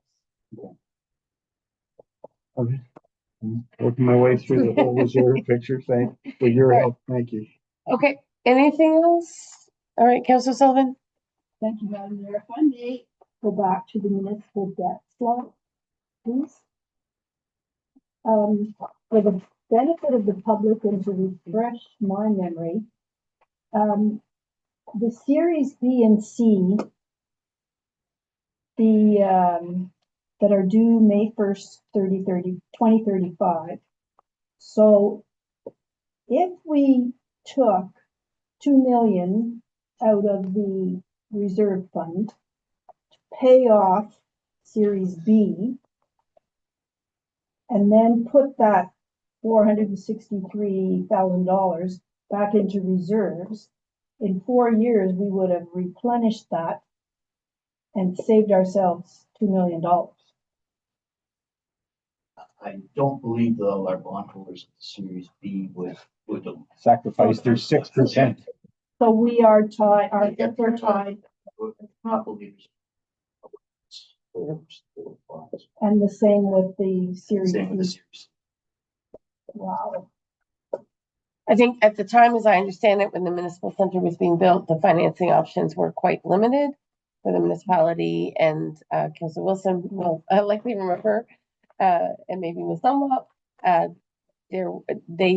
the financial structure that allowed the building to be built included a series of bonds. Yeah. In fact, a public-private partnership is my understanding. Yeah. So, Ms. Dunlop, I don't know if you wish to say more, but yeah, no. Yeah, to refresh my memory, but there may be people out there who say, yes. Why the hell? Yeah. It would be a great idea, unfortunately. No brainer. Yeah. We want that plus the interest. Yeah. Yeah. Okay. All you. right. Thank you. I think it's, yes, proposed operating. Yes, Councilor Wilson. Yep. Our finance department, the insurance that's listed here, this is in the operating budget. Is this the insurance for liability and the buildings, or is it the health and wellness insurance for? No, that would be like the operating insurance for building vehicles. Not the employees. No, that would the health insurance for the employees would be for salaries and benefits. Okay. And this insurance, we go out every year and try to get something better, cheaper, or whatever. We have someone who does Okay, thank you. And am I to understand that contracted professional services in this case doesn't include the OPP, or does that include our OPP contract? Contracted professional services, you can come back with that answer, so no need to. 2 slides here. Okay, great. Thank you. And the other costs at 556,000, Ms. Dunlop, are you able to speak to this? This is the Office of the CAO? Or have I skipped ahead? Maybe I've skipped ahead. I've skipped ahead. Okay, forgive me. Thank you. I will defer my questions. Okay, anything else? All right. So then I think we'll move on to the CAO where I can ask those questions. All right. Okay. Yes, so now we're under Appendix A, and so we will go by department in regards to the departmental operating budget, starting with the Office of the CAO. So the Office of the CAO covers the salaries and expenses for human resources, clerks, economic development, corporate, and communications. Contracted professional services are listed as items such as the tourism, communication, web and app development, waterfront strategy, legal conferences, meeting memberships and dues, ECDev, and comms advertising. Unfortunately, I cannot answer your question in regards to other costs of 556,000, but I can make sure that it is identified and clarified for our next meeting. Thank you. All right, colleagues, anything else before we move on?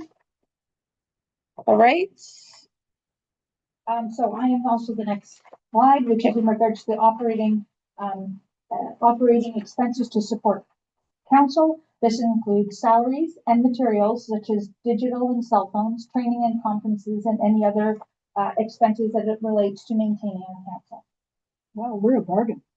Compared to Madam Mayor, Yes, please. through you to the CAO. Contracted Yeah. property services, cell phones. Yeah. Yeah. 65,000, that can't be everything that's under that. I think we all took a little bit of distress in reading a $65,000 line for what appears to be only cell phones. Rent Yeah. mine to. So, yeah, so, I'm not sure, what the bigger chunk out of that is. It's definitely not phones, but, some clarification. Through you, Madam Chair, in your specific line items, which you had the details under tab, I believe it's tab 3. There is a breakdown in regards to council pay, benefits, office supplies, materials, cell phone services. It also includes training and legal. But what I can do is take a breakdown of these individual expenses and give definitions under each material supplies contracted, what lines it covers. Specifically for my question, contracted property services stands out. The other items, I think that there's enough other additional detail provided on the slide, but I don't know if it's broken down with clarity in this list either, but anyway, just raising that for clarification. Thank you. Contracted property services. Okay. Okay, colleagues, can we move on? We can. Ms. Dunlop has noted the question and we will update the slide accordingly. All right, next is our police services. So again, this is a slide that I'm answering. Police services in 2026, based on provincial negotiations, have increased from just over 2.4 million last year to over just over 2.7 million dollars for the 2026 fiscal year. As identified by the Director of Finance and not included on this slide is $120,000 value of reserve draw. It is identified in the details to create the revenue, so we will make sure that we correct this slide moving forward. Okay, thank you. And you might recall, colleagues, the province did provide some stability funding for OPP contracts last year, but those are being phased out, which is why we're seeing a higher cost this year as opposed to previous years. But this was expected. All right, finance. Ms. Wheeler? Thank you, Madam Mayor. So for finance under expenses, we have a goal of $2,011,973. Of that is salaries and benefits. We have no new position. Material supplies, contracted property services, and contracted professional services. For the finance department would be our hardware, software, accounting, audit, the auditing fees, and our fiscal expenses, along with debt servicing and transfer. Those would include bank fees and the conservation authority. We've also looked at the finance umbrella. So on the revenue side, we have user fees, 444,500, in additional to other, and a transfer from reserves of 328,792. Tax support is 893,000 for total revenue, which is on 11,973. Thank you. Any questions? Councillor Sullivan? Thank you, Madam Mayor. Through you to Director Wheeler. What is other for revenue, please?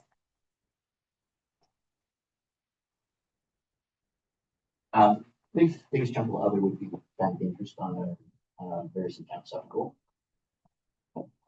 $500,000, close.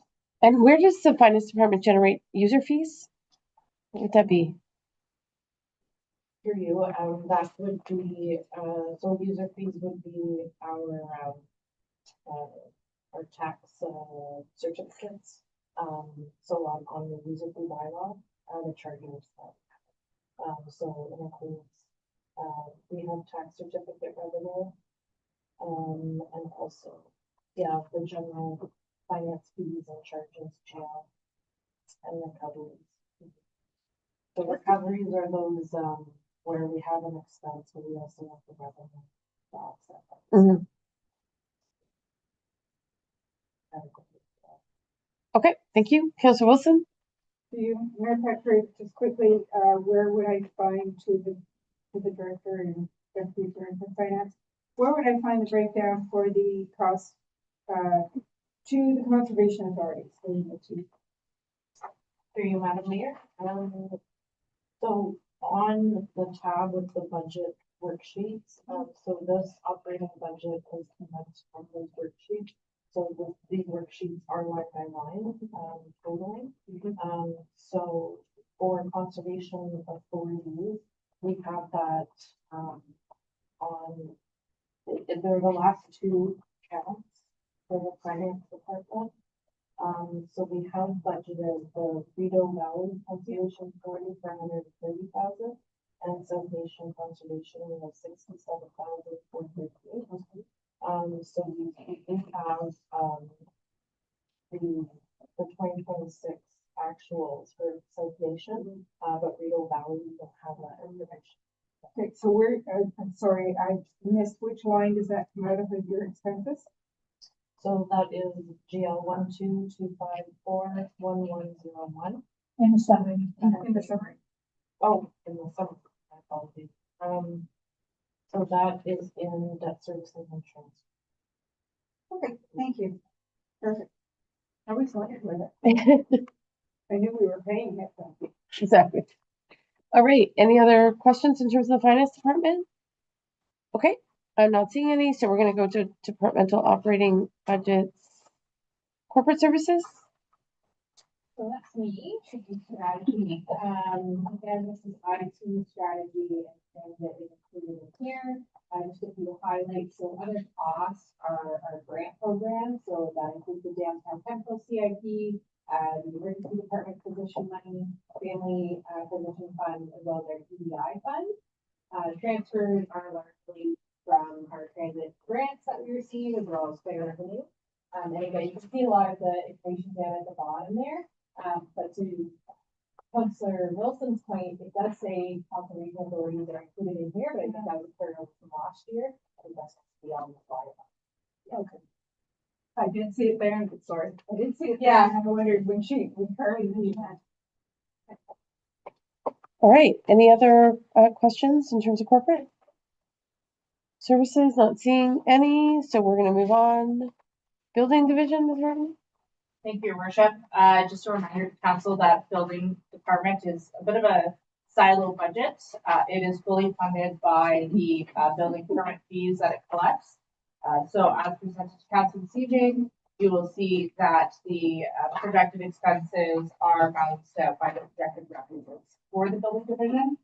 If we do have really great years, we do see that transfer to reserves, but typically that's at the end of the year when we realize all the permits.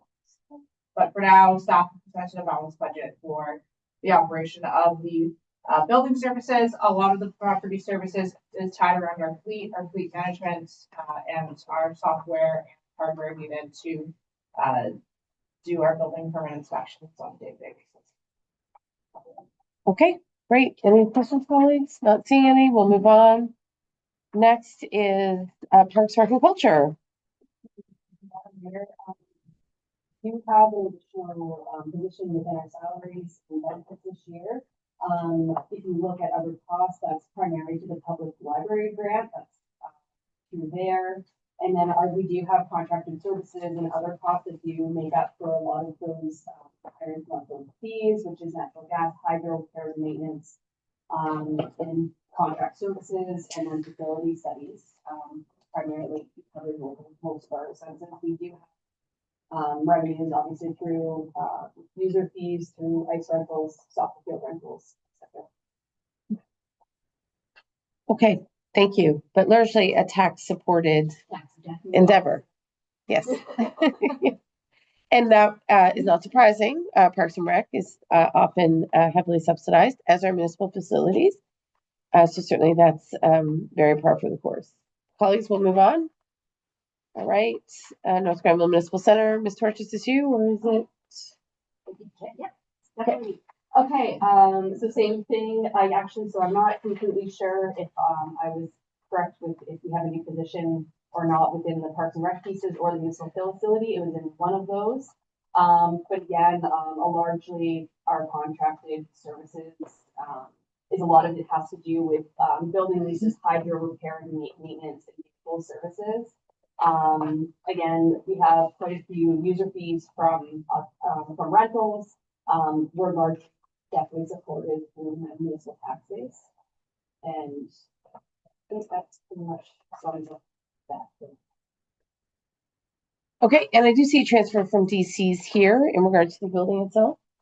And Ms. Wheeler, that makes sense, given the mandate of those development charges? Okay. All right, excellent. Then we'll move on. Colleagues, see the next slide. Emergency Protective Services Chief. Thank you, Madam Mayor. Want to find out that the salaries, that reflects both, full-time and part-time volunteers as well. Contracted, professional services that you see there, was actually our fire master plan numbers and events that we had, contracted out, but that actually went quite a bit less than that. So we saved some money there. All right. I don't see any hands, so we'll move on. Next would be Public Works. Thank you, Madam Mayor. So you can see on the Public Works slide, we do have one change in staff going from a part-time attendant at a waste transfer station to one full-time employee there. In terms of materials and supplies, that more looked at fuel, dust suppressant, maintenance gravels, winter sand and salt. This is examples. When we look at contracted property services, we do look at repair and maintenance through a lot of our own vehicles, our heavy equipment, our vehicle leases. We do look at utilities as well. Then when we get into contracted professional services, we get into a lot of our solid waste management contracts are there. So that's all our curbside pickup as well as tipping fees and all the transportation works between there. Some of our all of our landfill monitoring reporting is done in there, as well as any contracts we have for winter control, things like that. Again, with some high level examples. There's many others in the detail in the back. When you look at the other costs, that is taxation for the landfill things. And like we've shown through revenue, we do have some user fees. Again, that's in terms of stormwater or entrance permits and different items like that. But the majority of our costs, again, are tax support. Great, thank you. Deputy Mayor? Yeah, through you, Madam Mayor, to Director Finley, under contracted professional services, I'm imagining that number, that total number reflects a reduction in our waste management because we're no longer responsible for recycling. Is that reflected? Thank you for the question, through you, Madam Mayor. It doesn't actually provide a reduction. There's a lot of government subsidy for the recycling contract, which helps offset those costs. Oh, I see. And we've actually seen an increase in organics collection. There wasn't much of an adjustment there as we had hoped about because of the offsetting grants. And my second question regards to stormwater master plan. It requires additional funding because I believe that was funded in previous years, or have we carried that over into a reserve and now we're drawing down from the reserve? I mean, stormwater master plan I thought was funded in previous years. Thank you for the question to you, Madam Mayor. That is correct. So whatever the amount that was allocated has been carried forward to the capital program. And it counts as an expense. I mean, when we carry something forward, when we didn't spend it, so it ends up in the surplus, and now we are expensing it again, second time. You guess to Director Wheeler.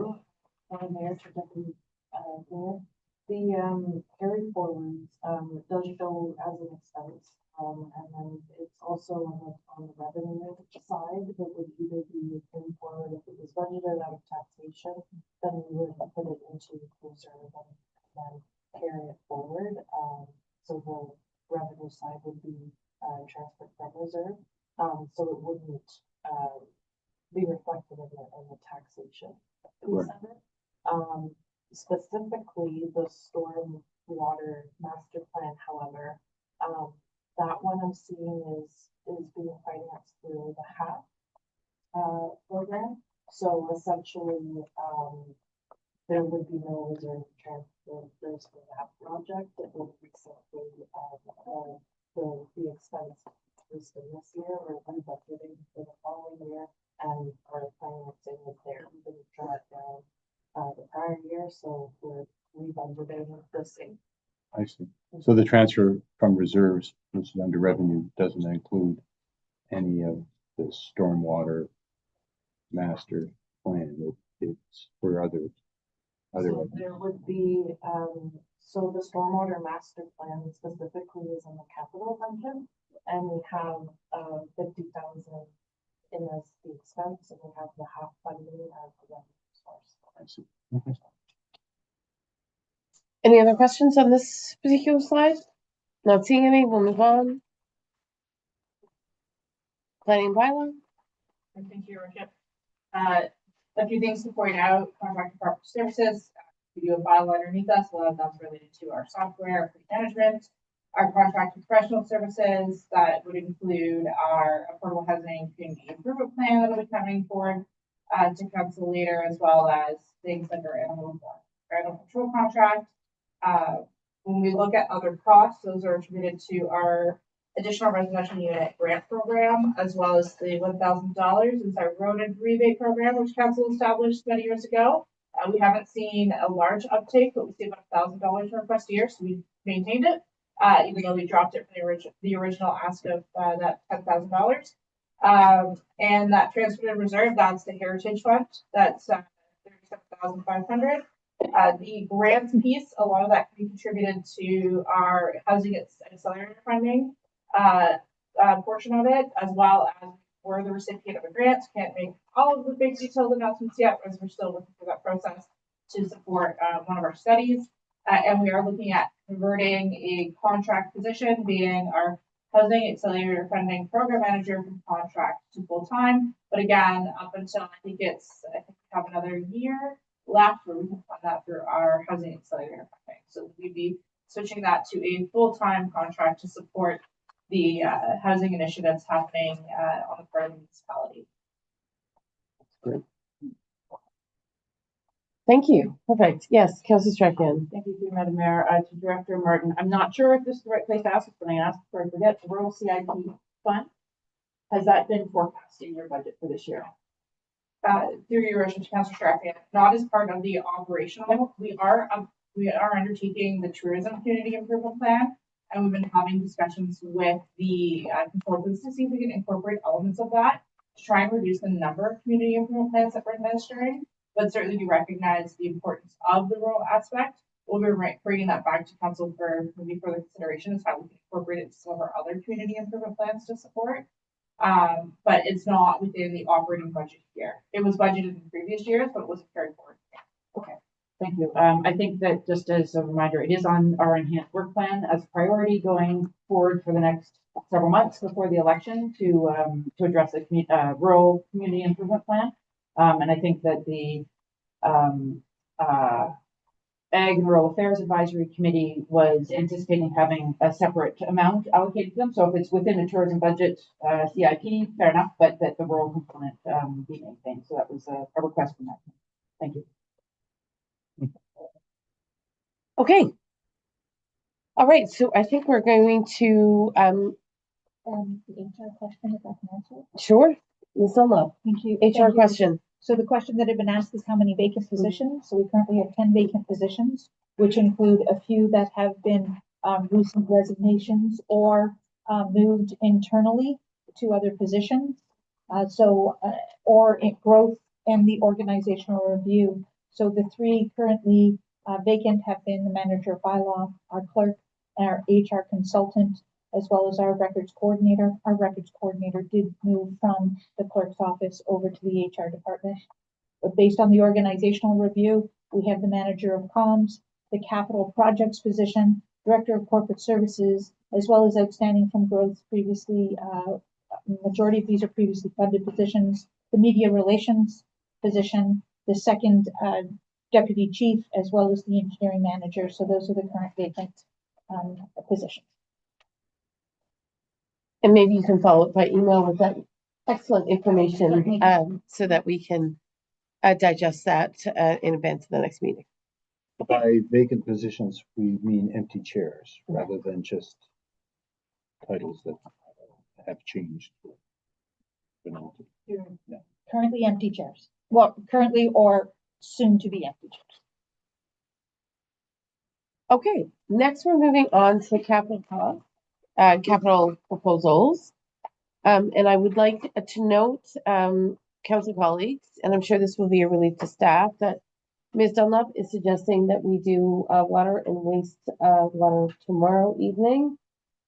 And at the beginning of tomorrow's, thank you, Madam Mayor, at the beginning of tomorrow's meeting, but we are looking to the clerk's office for how we can accommodate that. So we'll do what we can. That's just in the interest of time, and so that we're respectful about how late we go this evening. So just keep that in your minds, that we may not have to tackle water and wastewater this evening. With that, however, we are going to our capital proposals, and who is starting us off this evening? Okay, Ms. Wheeler. Thank you, Madam Mayor. So our capital cost versus financing. So this is, sorry, next slide. Sorry. I think it's, yeah, there we go. Yeah. So our total cost, this is a reflection of the capital budget spreadsheet, that you have. So on the expense side, sorry, there's total expenditures of 40,164,987. So this I will, these expenses here, I'll let my colleagues break down which projects are specific to which. But on the funding source side of it, we have our taxation revenue. So this is part of the tax levy that is going to assist in financing the capital. We have that at 1,140,985. Reserves. So this is reserve of funds that we have financing our capital. That amount is 4,737,247. Of this, 2.3 million is the NZMC reserve. So you'll see on the capital spreadsheet the list of capital projects, and that's all of reserve drawdown. So that's 2.3 million. And the balance of that is a direct drawdown of reserves in order to finance capital.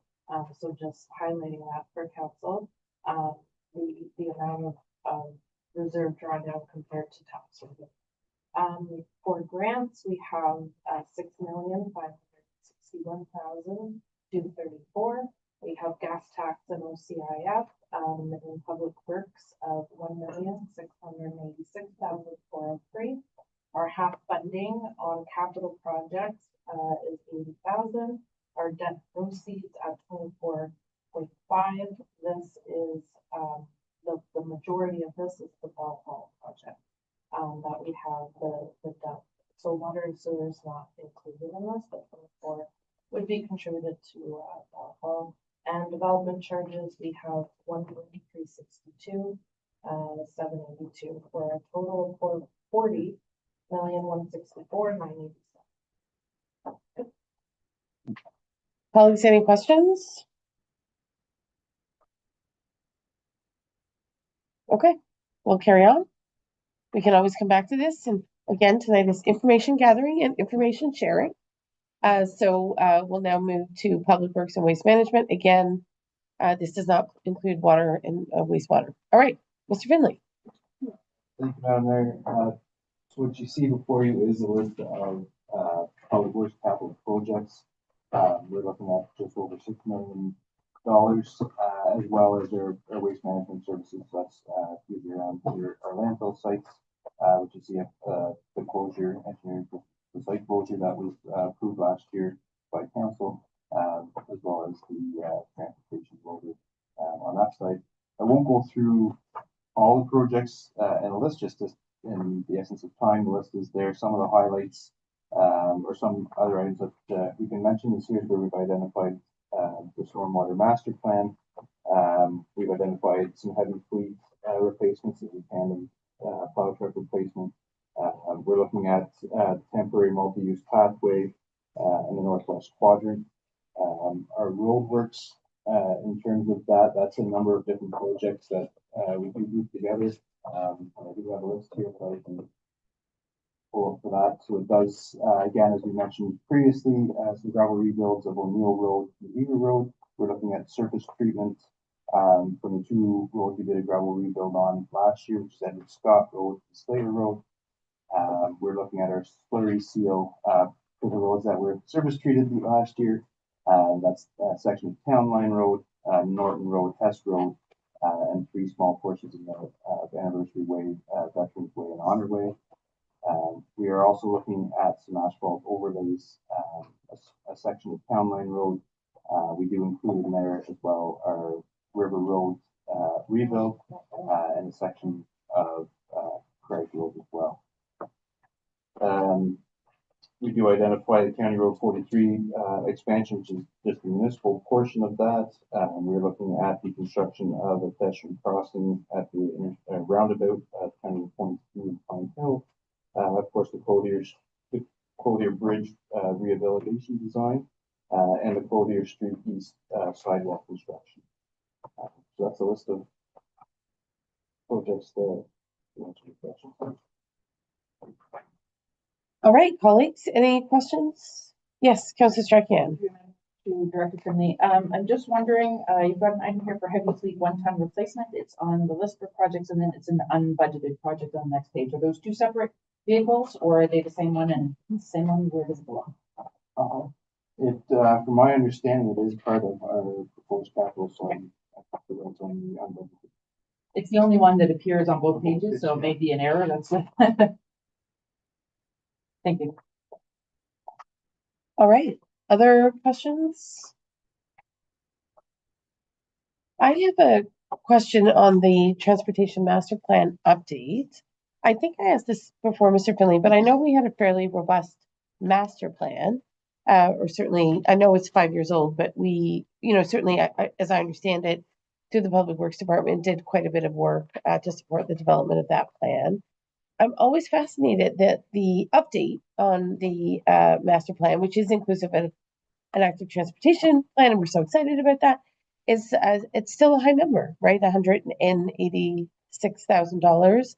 And is that simply for the master planning process itself? Or does that include any other considerations when we look at the transportation master plan update? Thank you for the question, Madam Mayor. It does, like say this, when they update the master plan, although we call it an update, it is really a refresh, because you take a look at what was done in the past, but you see what's been accomplished, not accomplished, maybe changing direction. So they really have, you just don't tack onto that master plan and provide small updates. It's really stepping back, going through the whole process again. So we have that as well. I think, like you mentioned, this is the title because it's a carry forward from 2025, but it is the mobility master plan that we're looking at here. So it does have that large piece that is our active transportation as well. So that's added to some costs there. And we've also, as we've changed, we're looking for more community outreach. So there's a bit more in terms of complication and those items. So that's drawn on some costs as well. Again, so it's an evolution of how we come forward in developing these master plans, as well as that look back. It was a good plan, like you mentioned, back in 2019, but we are doing a full refresh. Okay. So it's a lot of heavy lifting. It's not just enhancement, if you will. No, it's like you mentioned, it's a full refresh. Okay. Okay, great. Thank you. I appreciate that. Any other questions in regards to Public Works? at this stage? Nope. Okay, we'll move on. It's just staying on public works. Madam Mayor, these are a few items that we were initially looking at, however, with some budget constraints. These have become unbudgeted projects. Which we clarified the 100 replacement. However, some of the other works, transfer station fencing, some upgrades, pedestrian crossovers, streetlight retrofits, and some construction for rapids, as well as the transfer station expansion planning, are currently unbudgeted. Meaning we won't carry forward. We are planning to carry forward. Okay. Colleagues, anything you want to highlight at this stage of the game? Can you identify, sorry, through you, Madam Mayor, to Director Finley, what constitutes the southern area? It says, looks like County Road 59, but I think that's a typo. Thank you for the question. I can clarify that. What we're actually looking for through Madam Mayor, what we're actually clarifying is 59. That was the rural, 59 rural streetlights. They're a bit more in the hamlets and locations like that we were looking to upgrade. Yeah, well, be nice to see that back in the budget. Personally speaking. Absolutely. Anything else, colleagues, to contemplate here? Okay. All right, we'll move on then. Councilor Sullivan, I know you highlighted some things earlier. Is there anything else you want to bring to our attention right now? Nope. Okay. Great. Okay. So next is Parks, Rec, and Culture. Thank you, Madam Mayor. So through Parks and Facilities, within Parks and Recreation, we're looking over just over $1 million. I wanted to note that our downtown water fountain is carryover as well as the Stone study and the Oxford Mills feasibility study. There are still the pool upgrades is something that we're actually being partially funded through OTF, and we're looking at about $100,000 for our contributions. And then some of the notable pieces on here is the Parks and Rec master plan has already been approved, and we're moving forward with that. And that is primarily, and just to keep going with Dome, we are still moving forward with the geotech site and topo survey so that we have a fully complete project as well. And that's all I have for this for questions. Yes, I wanted to highlight that I know some initial work was done, if I'm not mistaken, a design for the rehabilitation of the skate park, BMX track, help me. I can't remember which facility within Riverside Park, at the request of many parents, we had begun to address. It was the BMX track. Is that right? It was the pump track. Yep. And the surveys were completed in late November, and I just received a design of the pump track just a few days ago, and I actually just looked at it on over the weekend. So it is something that we did just receive, and the funds that were, when you eventually get to the unbudgeted projects, we are actually looking through a larger sum of money around the $350,000 mark to complete that project, to get to what we need to do based on the design work.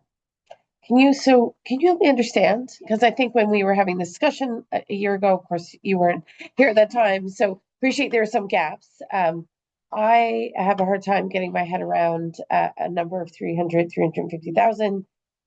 We know that facility well in Riverside Park. It's not a huge footprint. So it's hard for me to fully grasp why the number would be so high. Madam Mayor, so when you're designing BMX, and again, I have limited experience with this. However, when you're building certain tracks and doing pavement, you have to build in metal reinforcements under the landscapes, and those do cost like quite a bit of money. And then just the manicuring to make sure that it is safe for riders. Not only do bikes use these paths, but so scooters, and maybe that's not the right word for them, but there's other users that use this, so you have to make sure that the structures underneath are stable enough so that no one gets injured. And so it does cost a little bit more money, to facilitate, paved paths. Interesting. Okay, give that some thought. Thank you very much, Councillor Sullivan. And then did I see a hand over here, colleague? No? Okay. Thank Councillor you, Sullivan? Madam Mayor. Through you to Director Torch. I'm just wondering on the unbudgeted projects, the arena hallway seating came in at $20,000. Now, my understanding was that it was, what was requested was just a couple of wooden benches in the hallway in the arena so that parents could tie skates. Kids could sit on them and tie skates.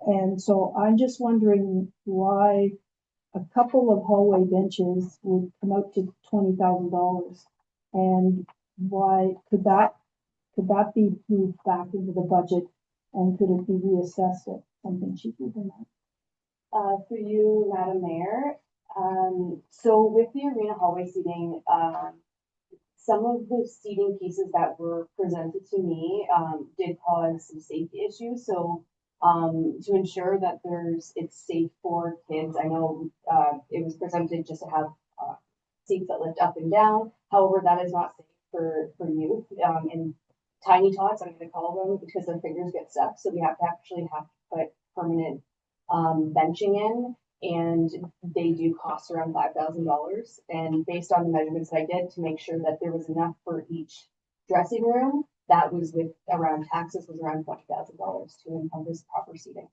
So there's ways that we can probably do it if that's something that council's interested in bringing back, and we can do it a phased approach, and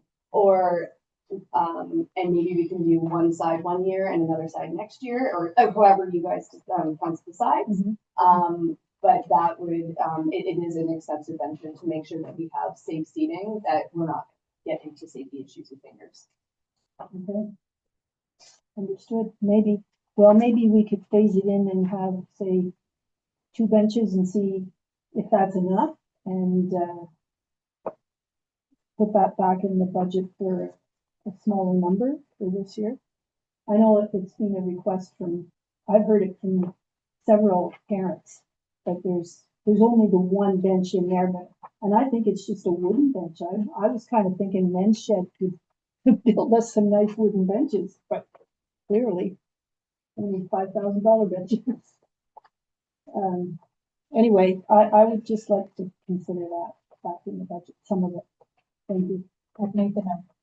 All right, so, and all of these points are being captured this evening, and of course, as council colleagues, we can have our own conversations. So Councillor Wilson, and then we'll go back to Councillor Sullivan. Councillor Wilson? Okay, so you Madam Mayor, to Director Parks and Rec. In your capital budget for Parks, Rec and Culture, you have park infrastructure renewal and enhancements. Do you have a breakdown or? For you, Madam Mayor, if you're to go through the capital budget worksheets, it does specify it is. But just to give a breakdown, it's to start to install PEP boards, which is boards used for kids on different spectrums that they can identify to their caregivers and point to different boards. The intention is to start creating accessible spaces so that we can also separate out. So if any child needs to calm down, or adult, or if whomever needs just a calm down space, they can also have that along with their PEP boards to communicate with their caregivers. And the intention is to start putting those in every park so that there is a safe space should a child or adult need that. Additionally, it's to upgrade our wood fiber. Wood fiber for parks is very expensive. It's specialized wood fiber that we do have to get, and so we're looking to replace, I believe, 4, if I'm not mistaken, different parks with wood fibers, and then also a tot lot at the creek is one of the other projects that is broken down in the budget sheets. Okay, was there any consideration, and I think it's a sticking point with me, I think I've asked for it, but I don't know if it's in here. Shade structures and some of the Hamlet parks. I just don't need like flags and fails. I mean, like an actual shade structure like let's say Trophy Park. I know they're expensive, but we've had a lot of requests for those. So through you, Madam Mayor, originally I did have that in budget, so that was actually phase 2 of my request. However, in the meantime, like a lot of Parks and Recreation infrastructure, I will be applying for grants. There is a really good shade program that we can apply to. It opens in the next month or two that actually facilitates shade structures within parks, and that's something that we're trying to navigate because it's 100% funding. So a lot of these pieces we're going to go out to grants and trying to get to facilitate a lot of the extra. Thank you specifically the people in Oxford Station. Yes. I'm going to recognize Councillor Strahan and then Councillor O'Sullivan.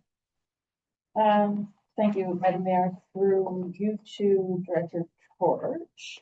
I think there's similar numbers to what I ran into with Director Finley, where there's numbers on both the unbudgeted and budgeted. So I don't know if those are just numbers that have been split in two. Park infrastructure, renewal and enhancements is on both. Is that a number split in two? Okay, so part 1, part 2. And the NT trail system gate entry replacements, is that part 1 and part 2? Okay, thank you. And I think I saw another one here, but that was the former Oxford Mills. So we have the feasibility study, and then we have the exterior rewrite. So that one's fine. Thank you. I have another question about the money there, but I know you have another slide. So okay, I'll get to that after. Thank you. So I'll go back to Councillor O'Sullivan then, and then Deputy Mayor. We are not interested in Parks and Rec at all, clearly. So, all right, Councillor O'Sullivan. Thank you, Madam Mayor, through you to Director Torch. I just wondered if there was any consideration to moving the phase 2 arena seating back onto the budget, given that I believe that we could probably have sponsorship again to support that. Like we know that there's a verbal commitment for $10,000 at this point, for 100 seats. So, and if we were to put another 500 seats in and have it looking more complete, I just wondered if there's a possibility, given a sponsorship program again, that we could do that. For you, Madam Mayor, again, that would be just back to council if you're willing to put that back on the budget. Obviously, I want all projects, obviously. However, that would be, to answer your question, that would be something that your council would have to decide. Okay, thank you. All right, I think I have Deputy Mayor. Again, I'm grateful for the second draft of the feasibility study for Oxford Mills Town Hall. But I do note that below the line or unbudgeted is the exterior rehabilitation, a large chunk of cash. Parks and Rec Culture's responsibility is for facilities, of which the former town hall would be a municipal facility, but it's also a heritage building. So that's part of the reason I believe that we set up the Heritage Reserve Fund, although it's very general. But I'm hoping we can find some funding to make some progress on the exterior rehabilitation, primarily the roof. I wondered if you could break down, is it possible to break down the exterior rehabilitation into digestible chunks that we might attack this year? For you, Madam Mayor, if I can get back to you on those Yep. digestible chunks, I can absolutely do that. Yes, thank you. Great. So I know I have a couple of questions in regards to unbudgeted projects, but I don't think we're necessarily quite there, but we've been invoking unbudgeted projects. So why don't, Ms. Torch, we allow you to get through the next slide, which I think is the North Grenville Municipal Center. Am I tracking that properly? Okay. So, through you, Madam Mayor, so, a lot of the, actually, most of the, a lot of budget requests are actually through the reserve. All of them are through a reserve, sorry. So a lot of them are absolutely needed. If you go back to the next page of the unbudgeted, the renovation is going to be through a phased approach as well. And I know, yes, all of them are through reserves. Does if anyone has any questions? I just have a couple, if you don't mind. I don't see any hands. So just, I understand from users of the arena that Rink 2 is struggling with audio. So I don't know if you're hearing about some of that, but I would encourage you to perhaps take a look at some of the challenges. I recently volunteered to do music for my daughter's game, and Rink 2 was fraught with operational difficulties. So if you're looking at some of those audio upgrades, I'd really encourage you to take a look at Rink 2.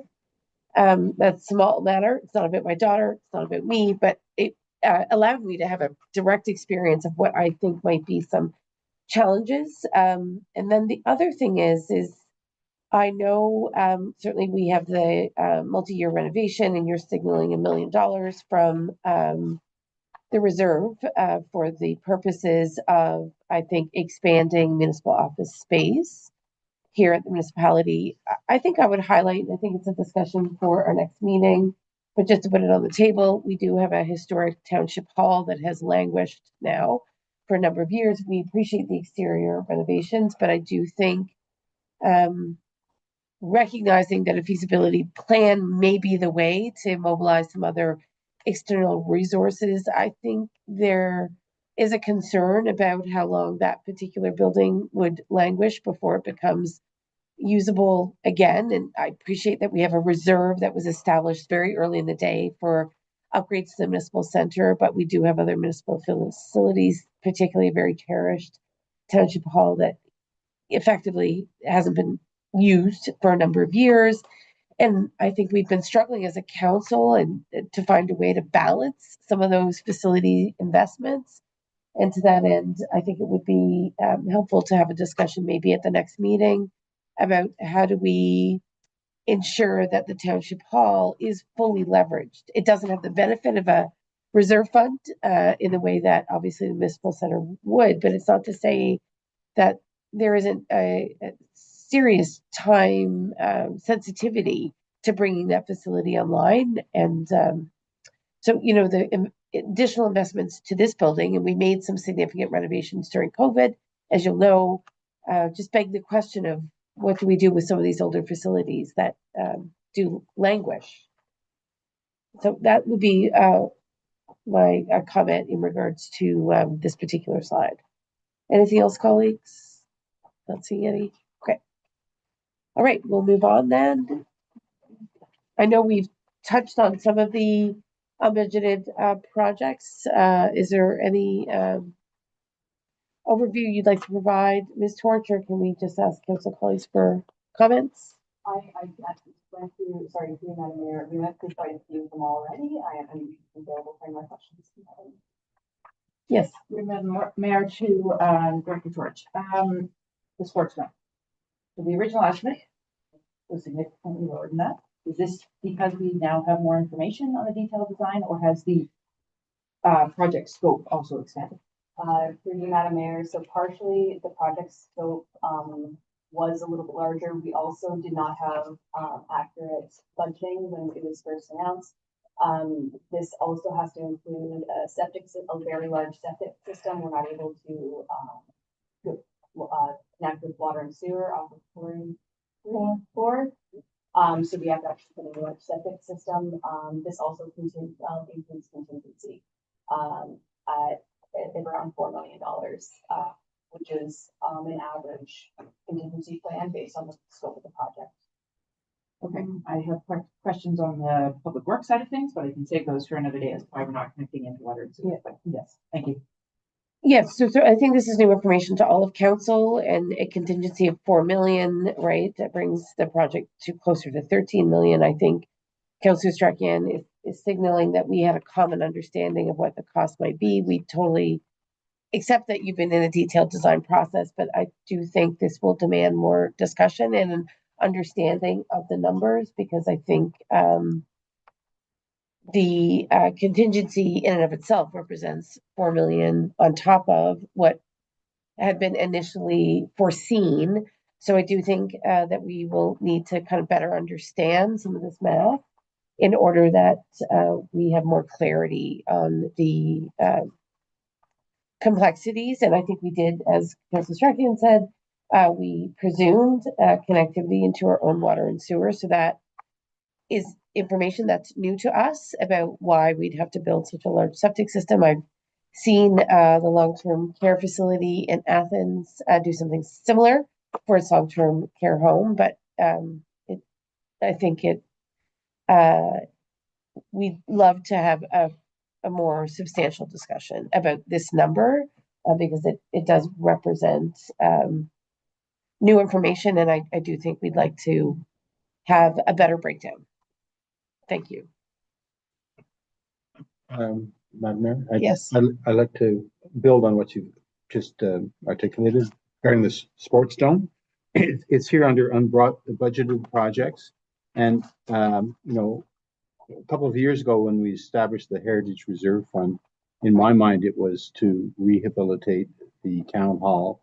But what I've learned about reserves, it can't be that specific. It needs to be more general. So we've drawn from the Heritage Reserve Fund for other things other than the town hall.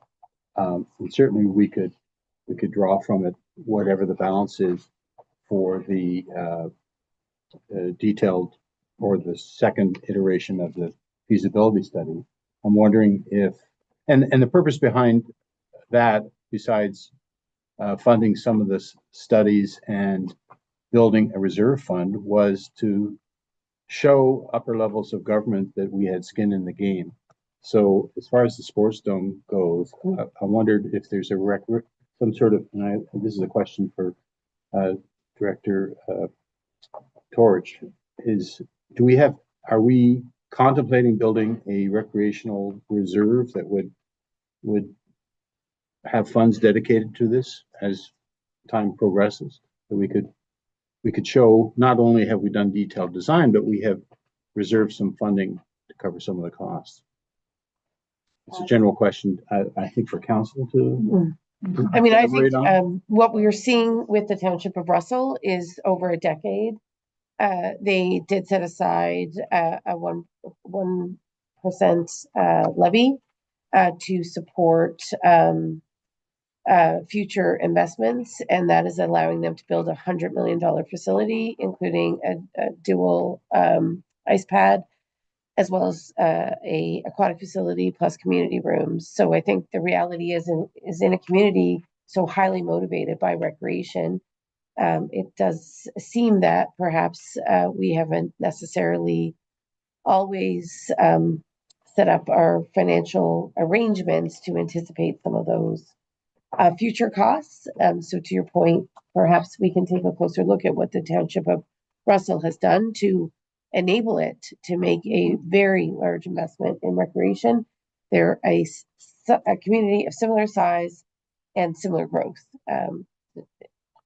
So it certainly seems that they have modeled a best practice that could be emulated here in North Grenville. And maybe we can certainly go down the path of contemplating that, Ms. Torch, not just, of course, for a sports dome, which may be more imminent, but in terms of the future planning, as we look at that Parks and Rec Master Plan 2.0. All right. Okay, any other highlights in terms of unbudgeted?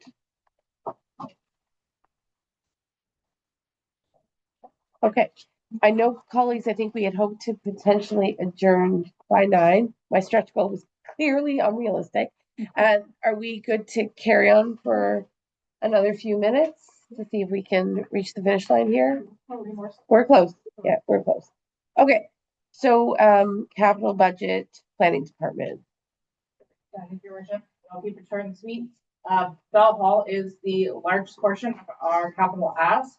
However, I do remind council that we have received significant funding to help offset that cost. And last year, council committed $5 million in equity towards the project. So that's all encapsulated in that project cost line. The official plan to carry forward from last year, it's still ongoing. So we're still experiencing expenses for that. And the downtown secondary plans included as a tangible capital assets at a value of approximately 70,000, but we have funding to help offset that cost.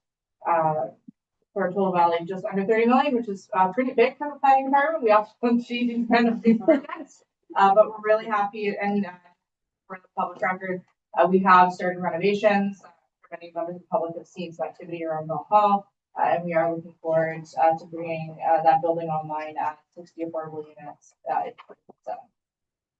Good questions?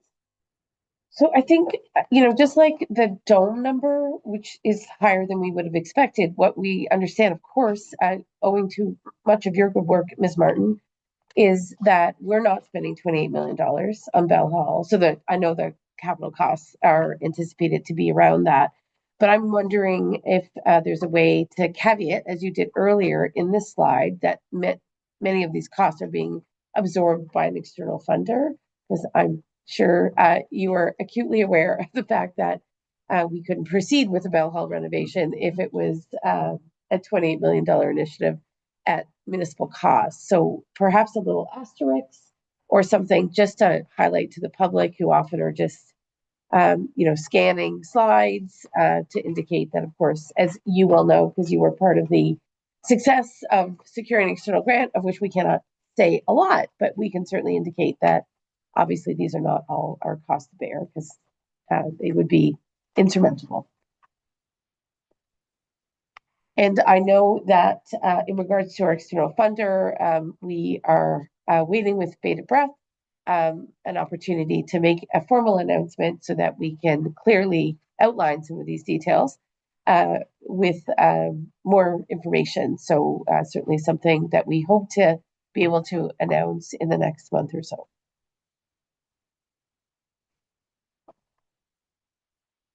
Okay, so we're moving on to finance and administration. Who is taking that?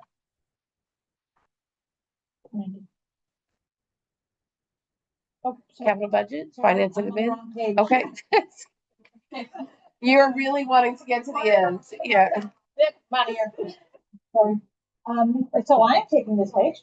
So we move forward with our communication strategy under corporate. The clerk's division is also moving ahead with, they have the pre-approval in regards to the columbarium installation at the Campbell Union Cemetery. Also overseeing a cemetery master plan. And then under economic development, to complete and start implementing the wayfinding strategy and complete the signage strategy plan is the intention under the proposed 2026. All right, questions, Councillor Wilson.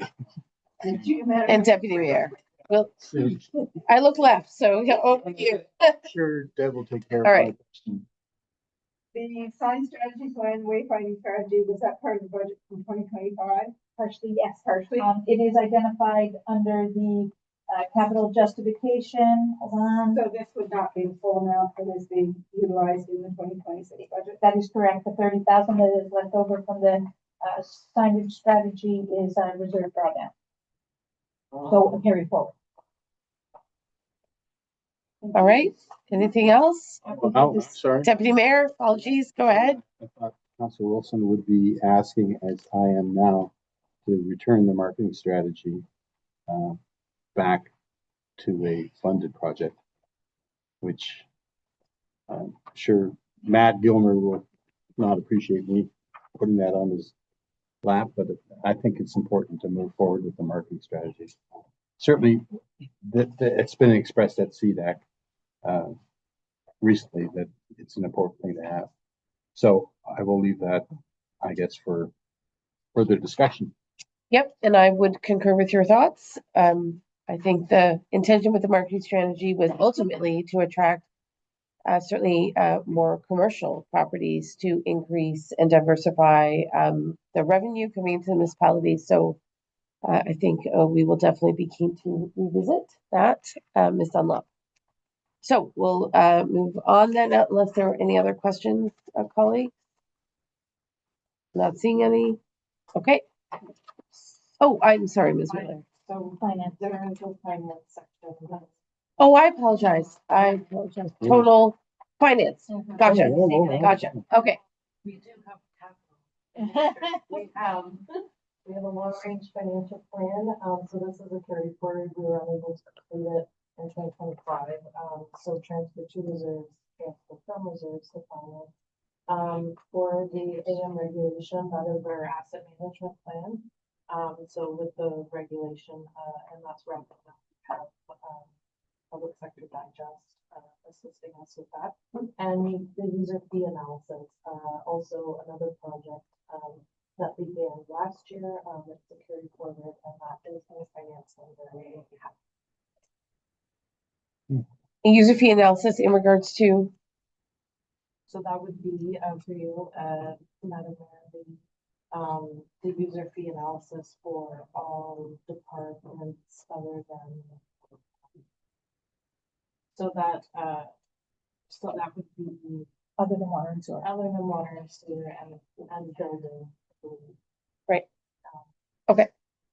no, I understand that that project might have begun last year because I think it was inclusive of Parks and Rec service fees as well, or user fees, is that correct? Yes.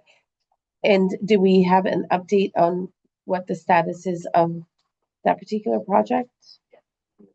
We haven't reached the final draft of the report and we're just looking forward to the council. Okay, so I had, as some of you might have recalled, signaled some serious concern about the consultation process when it comes specifically to Parks and Rec. And I believe at the time was advised by the CEO that there would be a fairly robust engagement process when it came to reconsideration of user fees, particularly for recreational facilities. Ms. Fortune or Ms. Dunlop, can you speak to that piece? So we did do a survey with all of our users.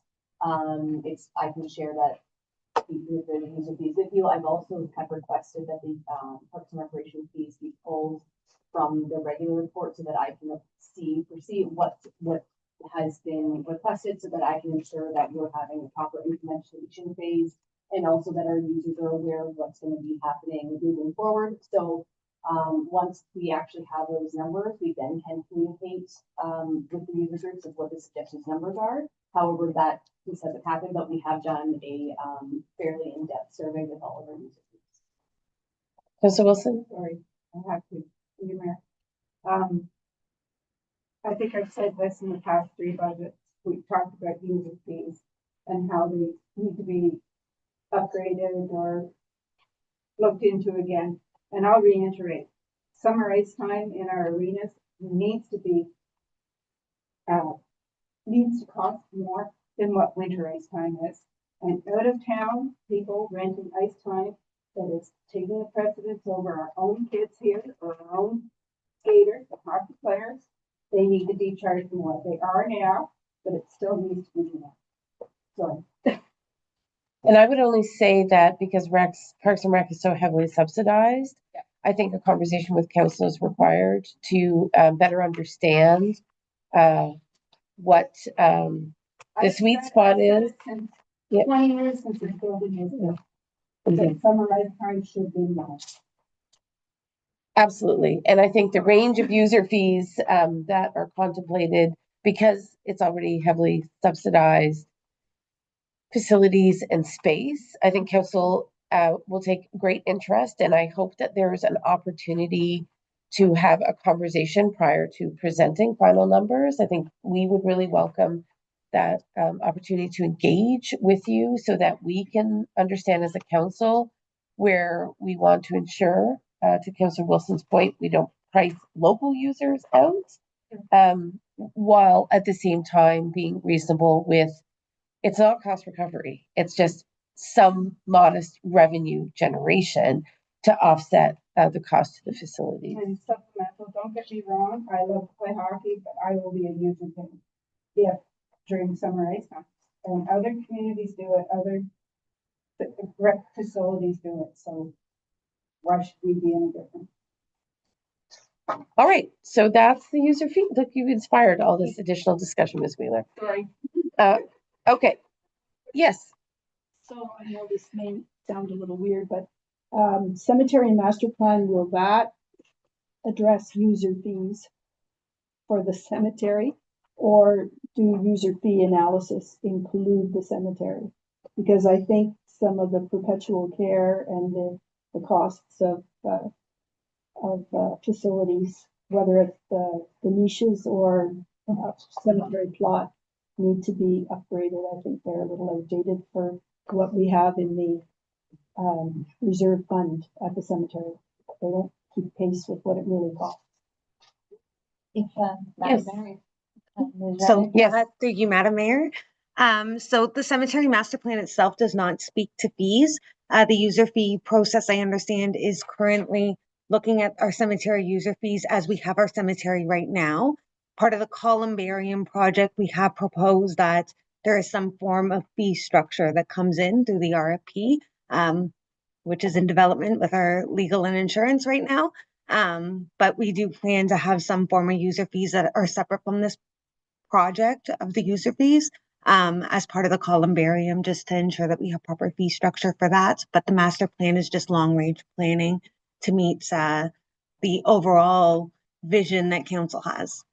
So it doesn't include what mandatory perpetual care fees need to be paid to maintain the cemetery.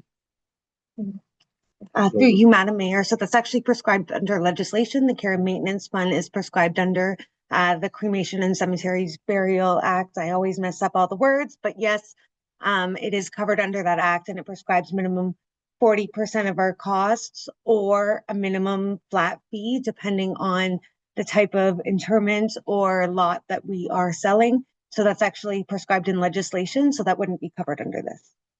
Because I don't think they've been increased in years. through you, Madam Mayor, that is correct, but through the multiple processes, although they're not specifically covered under the master plan, they will be reviewed. And the columbarium present is not something that we have had in the past, but it is quite interesting. Eye level will cost you, eye level and the top level will be the most expensive. The lower you go is like, it's all about the view. So everybody's into tiny homes. They're forever old. Okay, thank you. That's funny. Tiny homes. End of life tiny homes. We can be known for that, if nothing else. Okay, I think colleagues, we're good then. I think we're moving on to emergency and protective services. Is that correct? Thanks for that, Mayor. It's following the point, they're going to also. The land acquisition for Station 2, of course. The one-ton truck, the wildfire / wastewater truck to replace the old 35-year-old truck that we have now. Cartouche replacement, which is my top goal, which is done rapidly. And then just some of the smaller pieces there, the gear washer, decon, equipment, things like that are being financed, paid for by that fire protection grant, which we already have, and the purchase of the 2007 heavy rescue engine for well. From unbudgeted, we have one of our pickup trucks. We're going to upgrade it with equipment for the back, shelving, and all that. Taking that off. Can I just ask, and I think this is a question for Ms. Wheeler. Obviously, a lot of these are growth related, and the revenue would be coming from development charges. Is that a safe assumption when I look at what's being proposed? For you, we do have development charges budgeted to be financed from development charges. Depending on the background study, which we're currently also working on, the percentages can differ. So depending on which project, we do have under development charges, we have the rescue purchase, we have 100,000 from development charges out of that 101,500 cost. We have those 6,000 being financed 100% of the development charges for 6,000, the ready rack. And we have 187,500 being budgeted as a portion of the fire station. And what about the purchase of the refurbished fire truck at 301,000? Wouldn't some of that be a growth related expenditure? Through you, Madam Mayor, the rescue purchase, it depends on the purchase on what it's replacing and if it's an upgrade. So it's the percentage of, normally the development charge needs to be financed structured based on that. So this purchase, if it was, related 100% to growth and its addition to the fleet, then we would be able to finance it through development charges.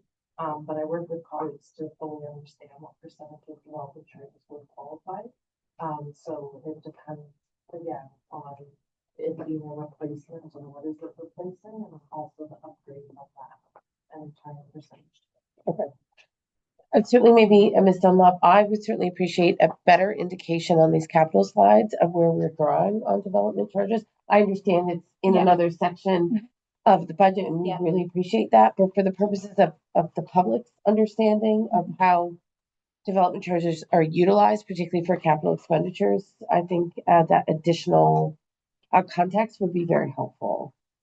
If I may, Madam Mayor, would then the items that are under the capital budgets for the individual departments, if we can have separate slides that just identify which projects and how much are development charge driven? Yes, or simply a subtitle sort of indicating where you're able to finance using a portion for from development charges, right? That distinction in terms of project. I would add taxation and reserves as other Right.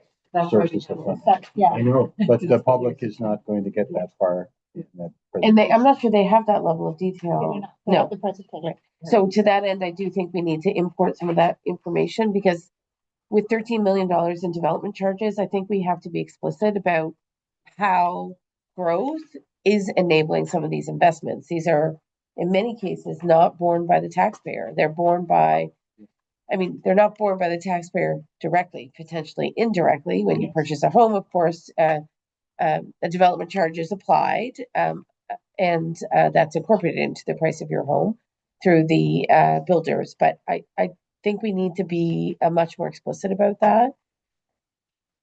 And I know that some of that information is embedded elsewhere, and if it is, maybe we can be more explicit, but regardless. And if I may, Madam Mayor, in looking at trying to define in my own mind the action item moving forward, do you want just development charges or other funding? Yes. Pockets, funding. all funding for the capital program? Yeah. Okay, thank you. Given that we have, Madam Mayor, given that we have those spreadsheets, could those spreadsheets not be made available? I will refer Or to, some portion? yeah, I will go to Yeah. the Director of Finance and see what component of it is. We can reconcile information being provided to council versus the public. I think that's the ask this evening. Yeah. To the mayor's point about DCs being indirectly borne by residents, I would think that the reserves are populated by our surplus. And so a great part of the surplus is composed of taxation that's already been paid. So I think identifying what is drawn from reserves with certain items in the capital budget would be also very instructive.